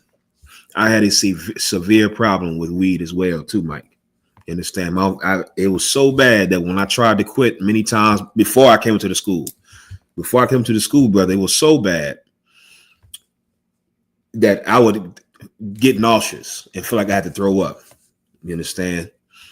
They make the weed now so strong that your body develops a chemical dependency on it. It's not like the old weed where, you know, what they call it, Reggie. You understand? Where it wasn't that strong. The weed now is chemically engineered to make you chemically dependent. It's like an addiction, just like any other. What you have to do, Mike, is you have to realize this is what helped me. Now, Lord, allow this helps you.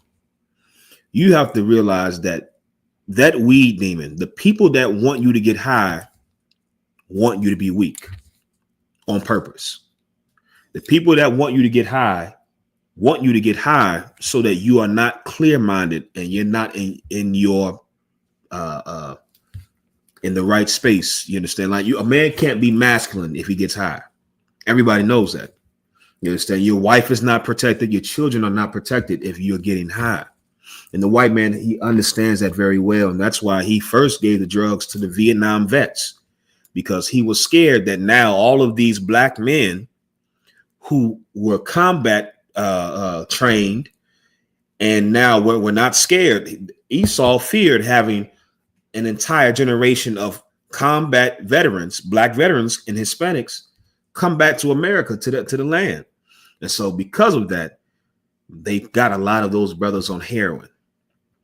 You got to understand the white man wants you to be high. And I know this sounds so simple, but if you can keep in your mind, the white man wants me high, brother, it will get you off of weed.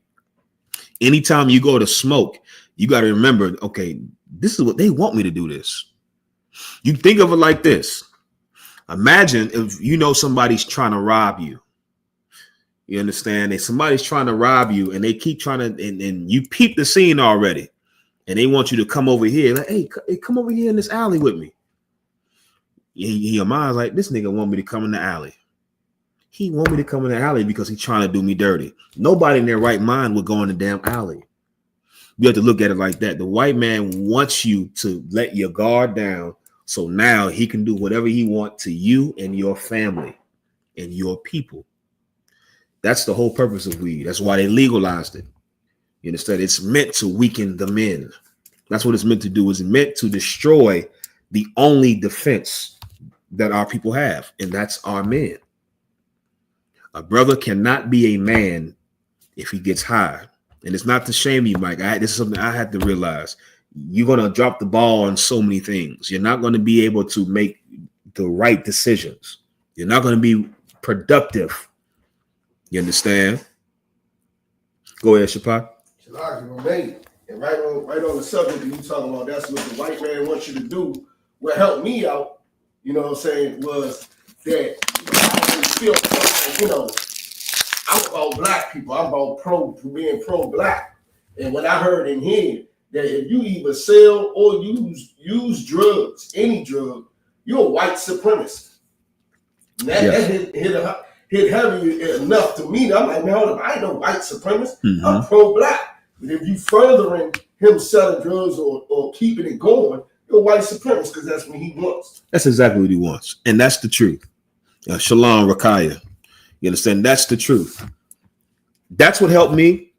You understand? And it's going to take constant discipline. Mike, here's the truth. You're not going to be able to do it on your own. Right. As a man that tried many times before I came into the school, I was able to do it and I think I went the longest I went before I came to the UPK. When I stopped smoking, I think it was like a year. And that was only because I was trying to get a state job. You understand? So, and you understand. Once I got the job, brother, I was back chiefing with a state job. You understand? So I'm telling you, you're not going to be able to do it on your own. You have to come into a place where the environment is so rigid that you can't be yourself in here. And that's the thing that a lot of people don't understand about the UPK. A lot of y'all come in here expecting to be comfortable. It wasn't friendly in there. It wasn't comfortable. You coming and looking for a church. If you're looking for a church, don't come in here. Right. We don't have plush seats. It doesn't smell like lavender and potpourri in here. The lights are not dim. There is no music in here. This is not a comfortable place. This is a place that if you come in here, you are not going to be able to be yourself in here. And that's what you need. You have to come into a place that is going to make you uncomfortable. That is going to make you so uncomfortable that the more you keep coming, eventually you don't realize it, you're changing. The way you think, the things that you do, they're altering and you're not even realizing it. You have to come around. You have to show up. You got to be around brothers that have already done what you're trying to do. You understand? If you in DC, brother, hell, I think all of us in DC had the same demon you had. You understand? That's the official smell of DC is weed. You can't go nowhere in DC and not smell weed. You understand? So I think all of us understand that very well. I'm pretty sure it's the same in whatever city everybody else is in too. At this point, weed is everywhere. Weed is made to be like alcohol now. It's normal. It's not normal. You understand? It's a drug just like crack. And weed is worse than crack because a crackhead knows when they get high, this is wrong. It feels good, but this is wrong. A weed head, brother, will find all types of justifications on why this weed is good for them. You understand? Mike, you got to get in contact with the school nearest you and show up in class, man. Don't worry about showing up being high. You know how many brothers came in here high, sat in these chairs high? Right. Don't worry about that. Show up. Sit in this chair, high or sober. You just can't bring no weed in here. You understand? You don't bring no eighth up in this junk.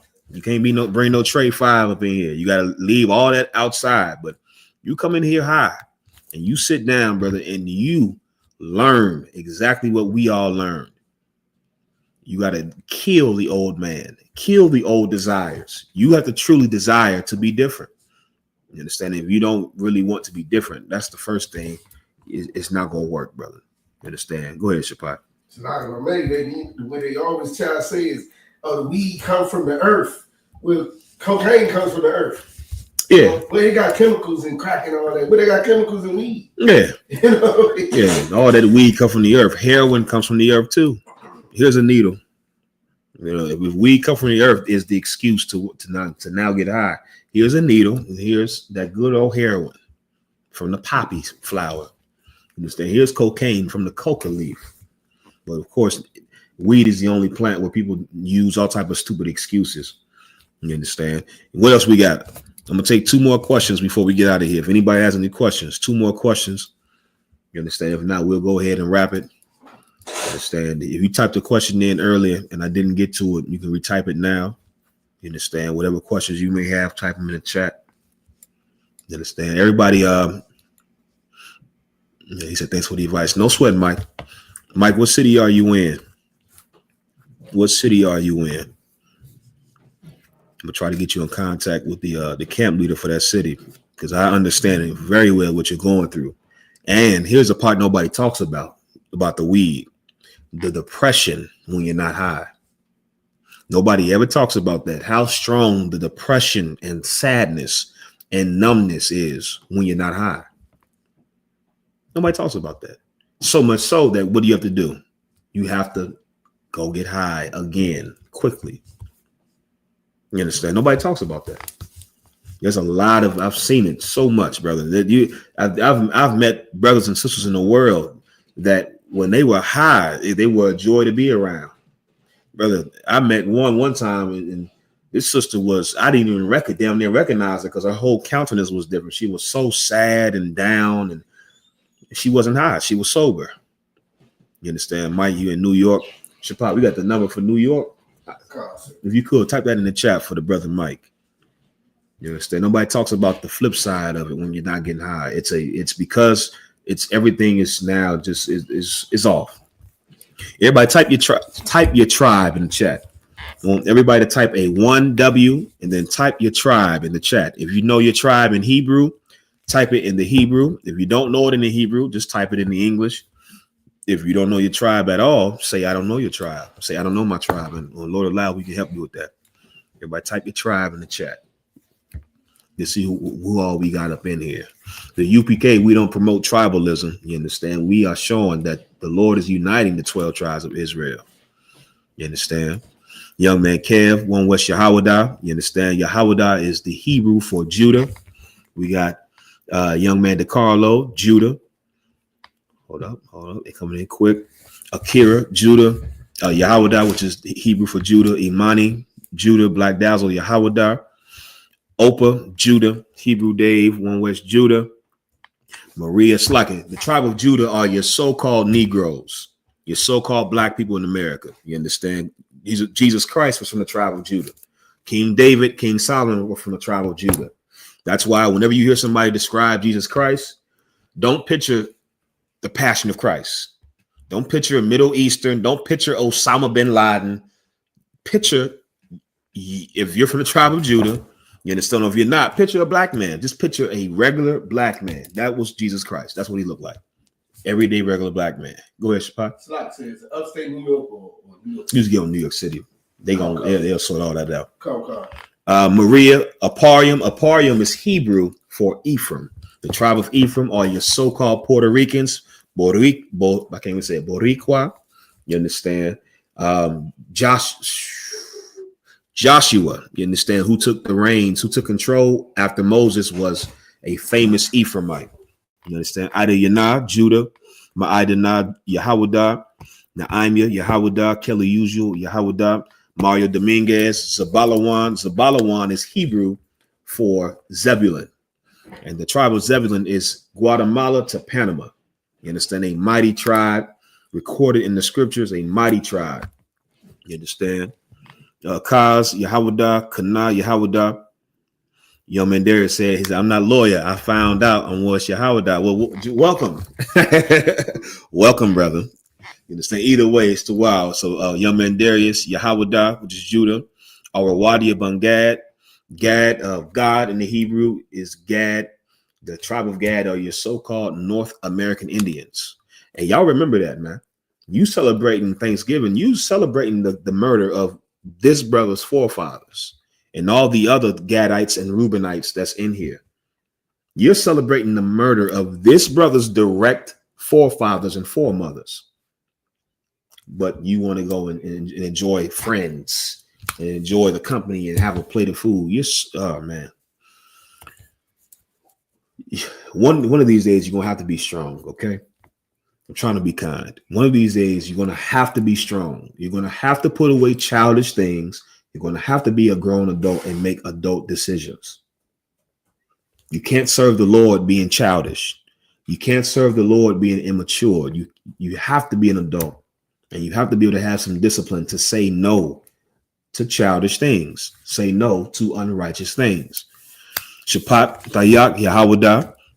As Judah, Mike said, I was told I'm Judah from some next Israel group. Don't know if they're right. Well, Mike, where's your father from? What is your father's nationality? Where's your father from? You understand? When you go into, and just to touch on this real quick, I guess we can touch on it because it's the topic of the class, Jew versus Jewish. The Jewish religion, the Jewish belief is based off of your mother, meaning they believe they're Jewish because their mother's Jewish. The problem with that is that's nowhere in the Bible. He said Barbados. You understand? Barbados. Okay, so if your father is from Barbados, you would be from the tribe of Benjamin, Bunyamin in the Hebrew. You understand? Benjamin, the wolf. If your father's from Barbados, he's a Benjamite. Go ahead, Shapai. That's like, sir. It's not letting me put the phone number in there. It's not letting you put it in? Lies. Are you able to type the letters? Like instead of doing the number 3, type THREE? I'll try that, sir. Yeah, if you could, please. I just want the brother to have the number for New York so he can call. I definitely want him to get in contact. Oh, you got a question? Yeah, I see him. Hebrew Dave said, what tribe was Joseph from? That's an excellent question, Hebrew Dave. Joseph was one of the 12 sons of Israel. So Joseph is the tribe. You understand? That's like asking what tribe was Judah from. It's not to make fun of you, nothing like that, Hebrew Dave. It's just it's a question that I remember I asked at one point. That's like asking what tribe Benjamin is from. It is done, or what tribe is Reuben from. Joseph is the tribe. Now, when it comes to the 12 tribes, you don't see Joseph's name on there because Joseph is represented twice on the 12 tribes. What two tribes come from Joseph? Anybody know? Type in the chat. What 2 tribes come from Joseph. African warrior said, I'm from Judah tribe. No, you're not. No, you're not. You're an African. You're not from a Judah tribe. Y'all want to be us so goddamn bad. You're not us, man. You don't look like us. You don't think like us. You don't smell like us. You don't talk like us. Where's the African Michael Jackson? Where's the African Mike Tyson? Where's the African Beyonce? The African James Brown? And this is the part that kills me. A lot of you get online and you see things that black people do and you somehow try to give credit from Africa. Oh, you know, that started in Africa. Nigga, wouldn't have Africans ever did that. You quick, I see some post, brother, on TikTok, and I got into the broad, got mad at me, and we get into it on TikTok because she made a video talking about the origin of dapping. You understand? You know how we dap each other up? She said, you know, that comes from black people in America, but the origins come from West Africa. And I said, what are you talking about? Prove that come from West Africa. If it come from West Africa, why are black people in America known for starting it then? Y'all want to give Africans credit for all of our stuff when the proof is not there. You understand? We are the creators of these things because we're not the same people as Africans. You understand? The Lord made us the salt of the earth. Nobody ever wants to be African. If you old enough, we used to make fun of Africans. Nobody wanted to be African. You understand? Did it work? Oh, let me try it. Tell me what's the number real quick. I'm gonna type it in. What's the number? Number is 914 557 3099. Let's see. This is I.S.U.P.K, New York.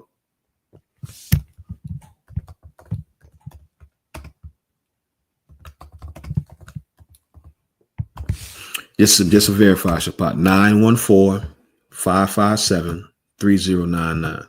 Call. All right, let's see. Okay, it worked. It went through? Yeah, I don't know what's going on with it. Yeah, that's 2 hours. It's cool, right? It didn't work for Facebook though. I don't know why. Well, he on YouTube anyway, so that's cool, right? Simba said, I have a question. Can black people from the African continent be Hebrew Israelites? Africans from the African continent cannot, but there are some black people that are scattered still over there. Here's how you know. You understand? All you have to do is ask them. If you run into a person that's from Africa that believes they're an Israelite, ask them their last name. And when you ask them their last name, say, is that your family's name? They're gonna tell you, yeah. That's like, so that's not a slave name? They'll say, no, that's not a slave name. That's my family's name. They're not Israelites. You understand? The Israelites have names that weren't given to them. You understand? They have names that when you go down the line that they came from slave masters or captivity. You understand? Them Africans that know their lineage and know where they come from, they're not Israelites. You understand? But there are black people, you know, a few of us that are still over there.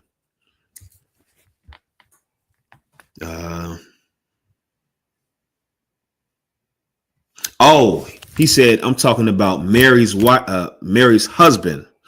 Okay, Joseph was from the tribe of Judah. How do you know Mary's husband, the father of Jesus Christ? How do you know Joseph was from the tribe of Judah? For those that said Ephraim and Manasseh, you are correct as far as the two tribes that Joseph represents. Joseph, the son of Jacob. How do you know that Joseph, the husband of Mary, how do you know he's from the tribe of Judah? Let me give him a chance, Shapat. This is going to be the last one. We're going to get up out of here. How do you know? This is very important because a Christian will cut you if you don't know how, if you can't prove this.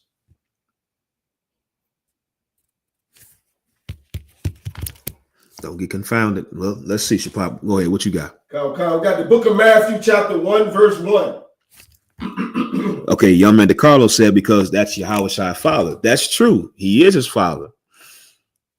Okay, but what you need is You know Joseph is from the tribe of Judah because Jesus Christ is from the tribe of Judah. That's what you need. And that goes back to what I was getting ready to say, to juxtapose, to compare. The Jewish man claims you're Jewish through the mother. That's not in the Bible. According to the Bible, you are what your father is. That's right, my Yahanna. Yahushua is from the tribe of Judah. You know Joseph was from the tribe of Judah because Jesus is from the tribe of Judah. You are what your father is. Jesus Christ was no different than anybody else. His tribe came from his daddy. The same way your tribe, everybody that just wrote their tribe on here, you just named the tribe that your father is. You understand? Your tribe comes from your father. Opa said, can you bring out the verse that says that? Yes, we'll get that, and I'll get that verse for you. Go ahead, Shapat. This is the book of Matthew, chapter 1, verse 1. The book of the generation of Jesus Christ, the son of David, the son of Abraham. The book of the generations of Jesus Christ. This is the New Testament. A lot of Christians will try to tell you the New Testament ain't about the genealogies and all that stuff no more. That's a lie. The very first book, in the very first chapter, in the very first verse, it's telling you what's important. The New Testament starts off with Jesus Christ's lineage, his genealogy. Why? Because it matters. It matters to know where he comes from, who he comes from. That matters, right? So now it says the generations of Jesus Christ, the son of David, the son of Isaac. Keep reading. Oh God. Abraham begat Isaac, and Isaac begat Jacob, and Jacob begat Judas and his brethren. Right. So now it's giving you the rundown of what they call the Hebrew patriarchs. Abraham had Isaac. Isaac had Jacob, whose name was Israel, and Jacob had Judah and his brothers, those 12 sons.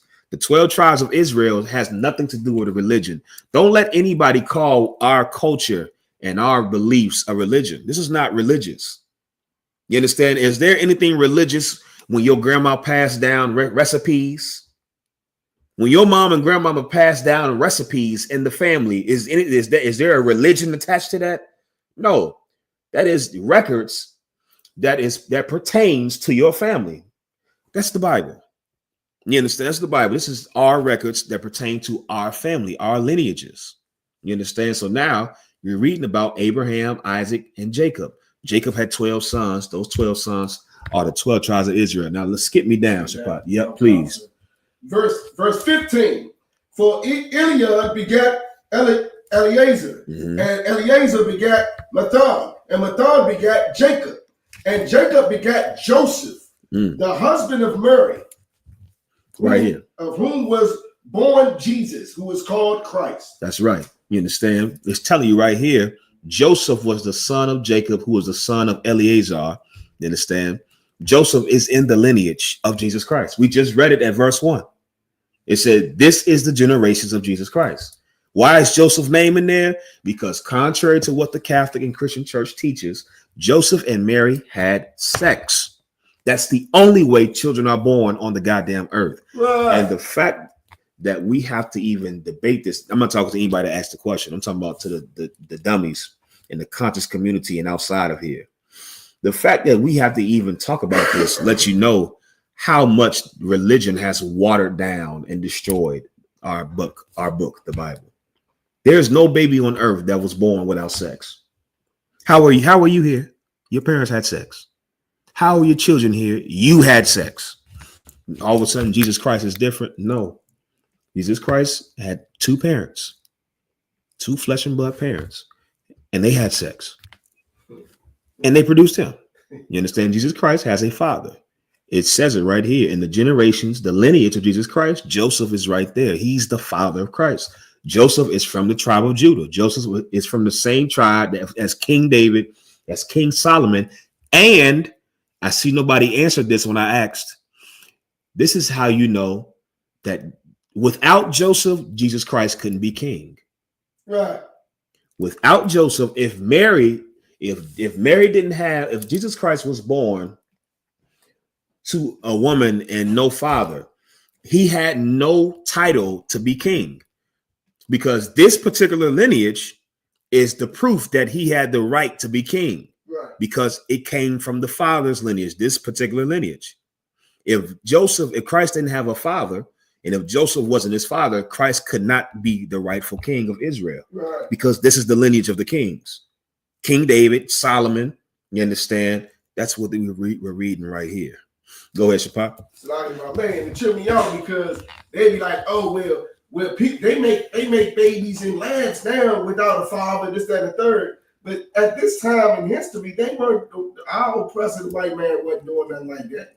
So what sense does it make bringing that up?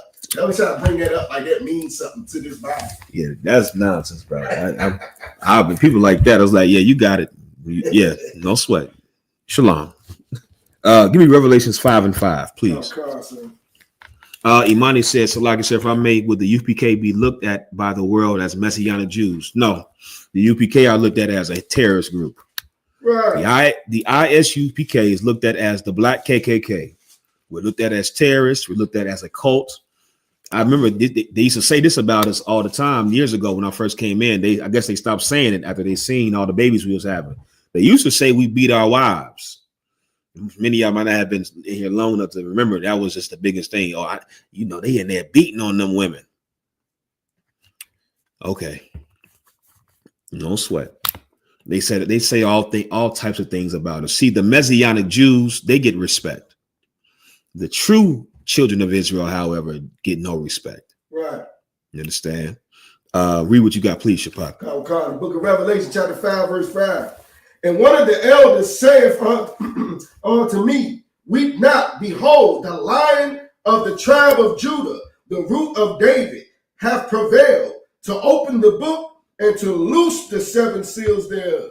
This is describing Jesus Christ in Revelations. It's talking about, it calls Jesus Christ the Lion of Judah, the root of David. This can only exist. Jesus Christ can only fit these prophecies if he is from the lineage of Joseph, because Joseph was from the lineage of David, from the lineage of Judah. You understand? Give me Numbers 1:18, and we're going to end it on that. That's right, Hebrew Dave. Pedigree counts. Akira said, my father said we from the tribe of Azarathian. I don't know what that is. Me neither, sis. That sounds like that thing Raven used to say on Teen Titans, Azarazentos, Azarazamanteretes. Some of y'all ain't know what the hell I'm talking about. You got to ask him what that is. Azarathian. You understand? That sounds like a book. The Bridge to Azarathian. Go ahead, Shapai. I think the wind blew in here when you said it. Yeah, you understand? It's like a Harry Potter spell. You understand? No, so like just ask him what that is, sis. You know, so just ask him. Of course, ask him and then let him know what that's not true. Whatever it is, it's not real and it's not true. We are from the tribe of Judah, the same tribe Jesus Christ is from, the same tribe King David and King Solomon is from. Read that, please, Shabbat. Now, this is the scripture that proves that we don't come from who our mother is. We come from who our father is. This is not to say that you don't inherit DNA from both parents. A lot of people hear that and they get ignorant and simple and say, well, you inherit, you get characteristics from both parents. That's not what this is saying. This is saying that who you are, your species, comes from your father. You understand? Just like if you have an apple seed, you can plant an apple seed in any dirt. The dirt will alter the characteristics of that apple tree, but you will never plant an apple seed and get an orange tree. The seed will always determine what it is, not the soil. The soil determines characteristics. Some apple trees, some apple seeds grow taller in this soil. Some grow more red in this soil. The soil does play a part in characteristics. It does not change the fact that this is a seed from an apple. So an apple is going to grow. You understand? Men carry the seed. Seed comes from the man. It's alive right now in every man that has hit puberty. It's called semen. And if you go right now and go to the doctor, men can go get what they call a sperm count, where the doctors literally assess a man's semen, his seminal fluid. And within that semen, there are many millions of microscopic life forms that are moving, that are alive, that are swimming. Life does not start in a woman. It starts with the Lord, and the Lord put it in the man to put into the woman. You understand? Life starts with the man, and he puts that life into the woman. That's how it starts. You come from your father. Please read this. Book of Numbers, chapter 1, verse 18. And they assembled all the congregation together on the first day of the second month, and they declared their pedigrees after their families by the house of their fathers. That's right. According to the number of the names from 20 years old and upwards by polls. That's right. This talking about the children of Israel. They declared their pedigree. Your pedigree, when you look up that word, is talking about your family, your genealogy, your lineage. You understand? The children of Israel declared their pedigrees through the house of their father. Your tribe comes from your father because you come from your father. If your mother is the tribe of Levi and your father is the tribe of Judah, you're a Judite. No matter how light-skinned, this is a perfect example. If you're a brother from the tribe of Judah and you marry a sister from the tribe of Issachar, a Mexican, I don't care how light-skinned those babies are. That's a Judite. Right. So that's a Judite. Now, if the man is a Mexican and the sister is he from the tribe of Issachar and sister's from the tribe of Judah, no matter how dark that baby is, that's a Mexican. That's from the tribe of Issachar. You understand? The man determines what you are. You are what your father is. You understand? It is so important. It's like a beautiful culture because Esau, he has a culture where you say to hell with your father. He has a culture where you just disregard your father and your father is meaningless in the entire situation. When the biblical culture is everything is based off your dad. Everything is based off of your father. You understand? Akira said he's researching his history through everything but the Bible. I understand. I've been there before. You know, if he's sincere, he's going to find out that it's all going to come back to the Bible. He gonna find out what I found out 8 years ago, that it's all going to come back to the Bible. The Bible is our history. You understand? With that, we're going to pass the class. No sweat open. No sweat. Mike, I hope you got the number for I.S.U.P.K. New York. Call that number, Mike. Do not wait. You understand? Do not postpone it. Call that number tonight like your life depends on it, because it does. You understand? Every time you smoke, you're angering the Lord. You're sinning against the Lord. Right. You understand? You don't want to do that, Mike. You understand? Call that number tonight and get in contact with the school in New York. Anybody that's watching, if you haven't gotten in contact with the UPK that's in your zone, in your city, what are you waiting on? Contact the school near you. Do it. You scared? If you're scared, go to church. You understand? But if you're not scared, call the number, man. Call the number. You won't regret it. With that, we're going to pass the class over to Priest and Officer Shapat Dayak. I.S.U.P.K. security announcements. We are the I.S.U.P.K. out of 1 West 125th Street, Harlem, New York, and Commander General Yahanna. New rules for brothers and sisters. When a new brother, rules for new brothers and sisters. When a new brother and sister comes into the school, they are off limits for 6 months. They're here to be saluted only. They're here to share themselves to the world. After 6 months, if a brother or sister has an interest in a particular person, he or she must get permission from the head to speak to a brother or sister. There's another 6 months in which the brother or sister will court each other. After this 6 month period, the brother or sister will get permission from the head to marry. Tithes, which is a commandment. You can find this in the book of Numbers, chapter 18, verse 21, in the book of Numbers, in the book of Malachi, chapter 3, verse 8 through 10. Means 10th in Hebrew and is pronounced ma'ashira. 10% of every penny of any increase the Lord gives you, give to the treasury department or teacher. Priest fund. Free will offering for priests, not mandatory, whichever amount you would like to give. Upcoming holy convocation. Feast of the dedication, Hanukkah. 25th day of the 9th month by the space of 8 days. Wednesday, the 25th of December, 2024, for 8 days. You can find this in the book of First Maccabees, chapter 4, verse 52 through 61. Also, we got the Lord's 56th annual Passover coming up in Atlanta, Georgia, on April 12th. It'll be a whole week of festivities. Make sure you book your hotels and get your travel arrangements ready. You know what I'm saying? You know, it's always going to be a big thing with the Lord's Passover. Plenty of events for the kids and the adults. It's $200 per adult. And so you got all your Passover fee and all your travel arrangements and hotel fees together. Slock, so you want to add anything else? No, you too hard, mighty man. Counsel. Remind Occupant Aqua to check on social media, such as ISUPK.com, Facebook, Twitter, YouTube, and so on for I.S.U.P.K events and materials. If a brother wants to be a trooper in the school, you should start wearing all black, which includes black boots, black shirts, black pants, black headband, or scarf. And with that, I say I bite them, which means to stand.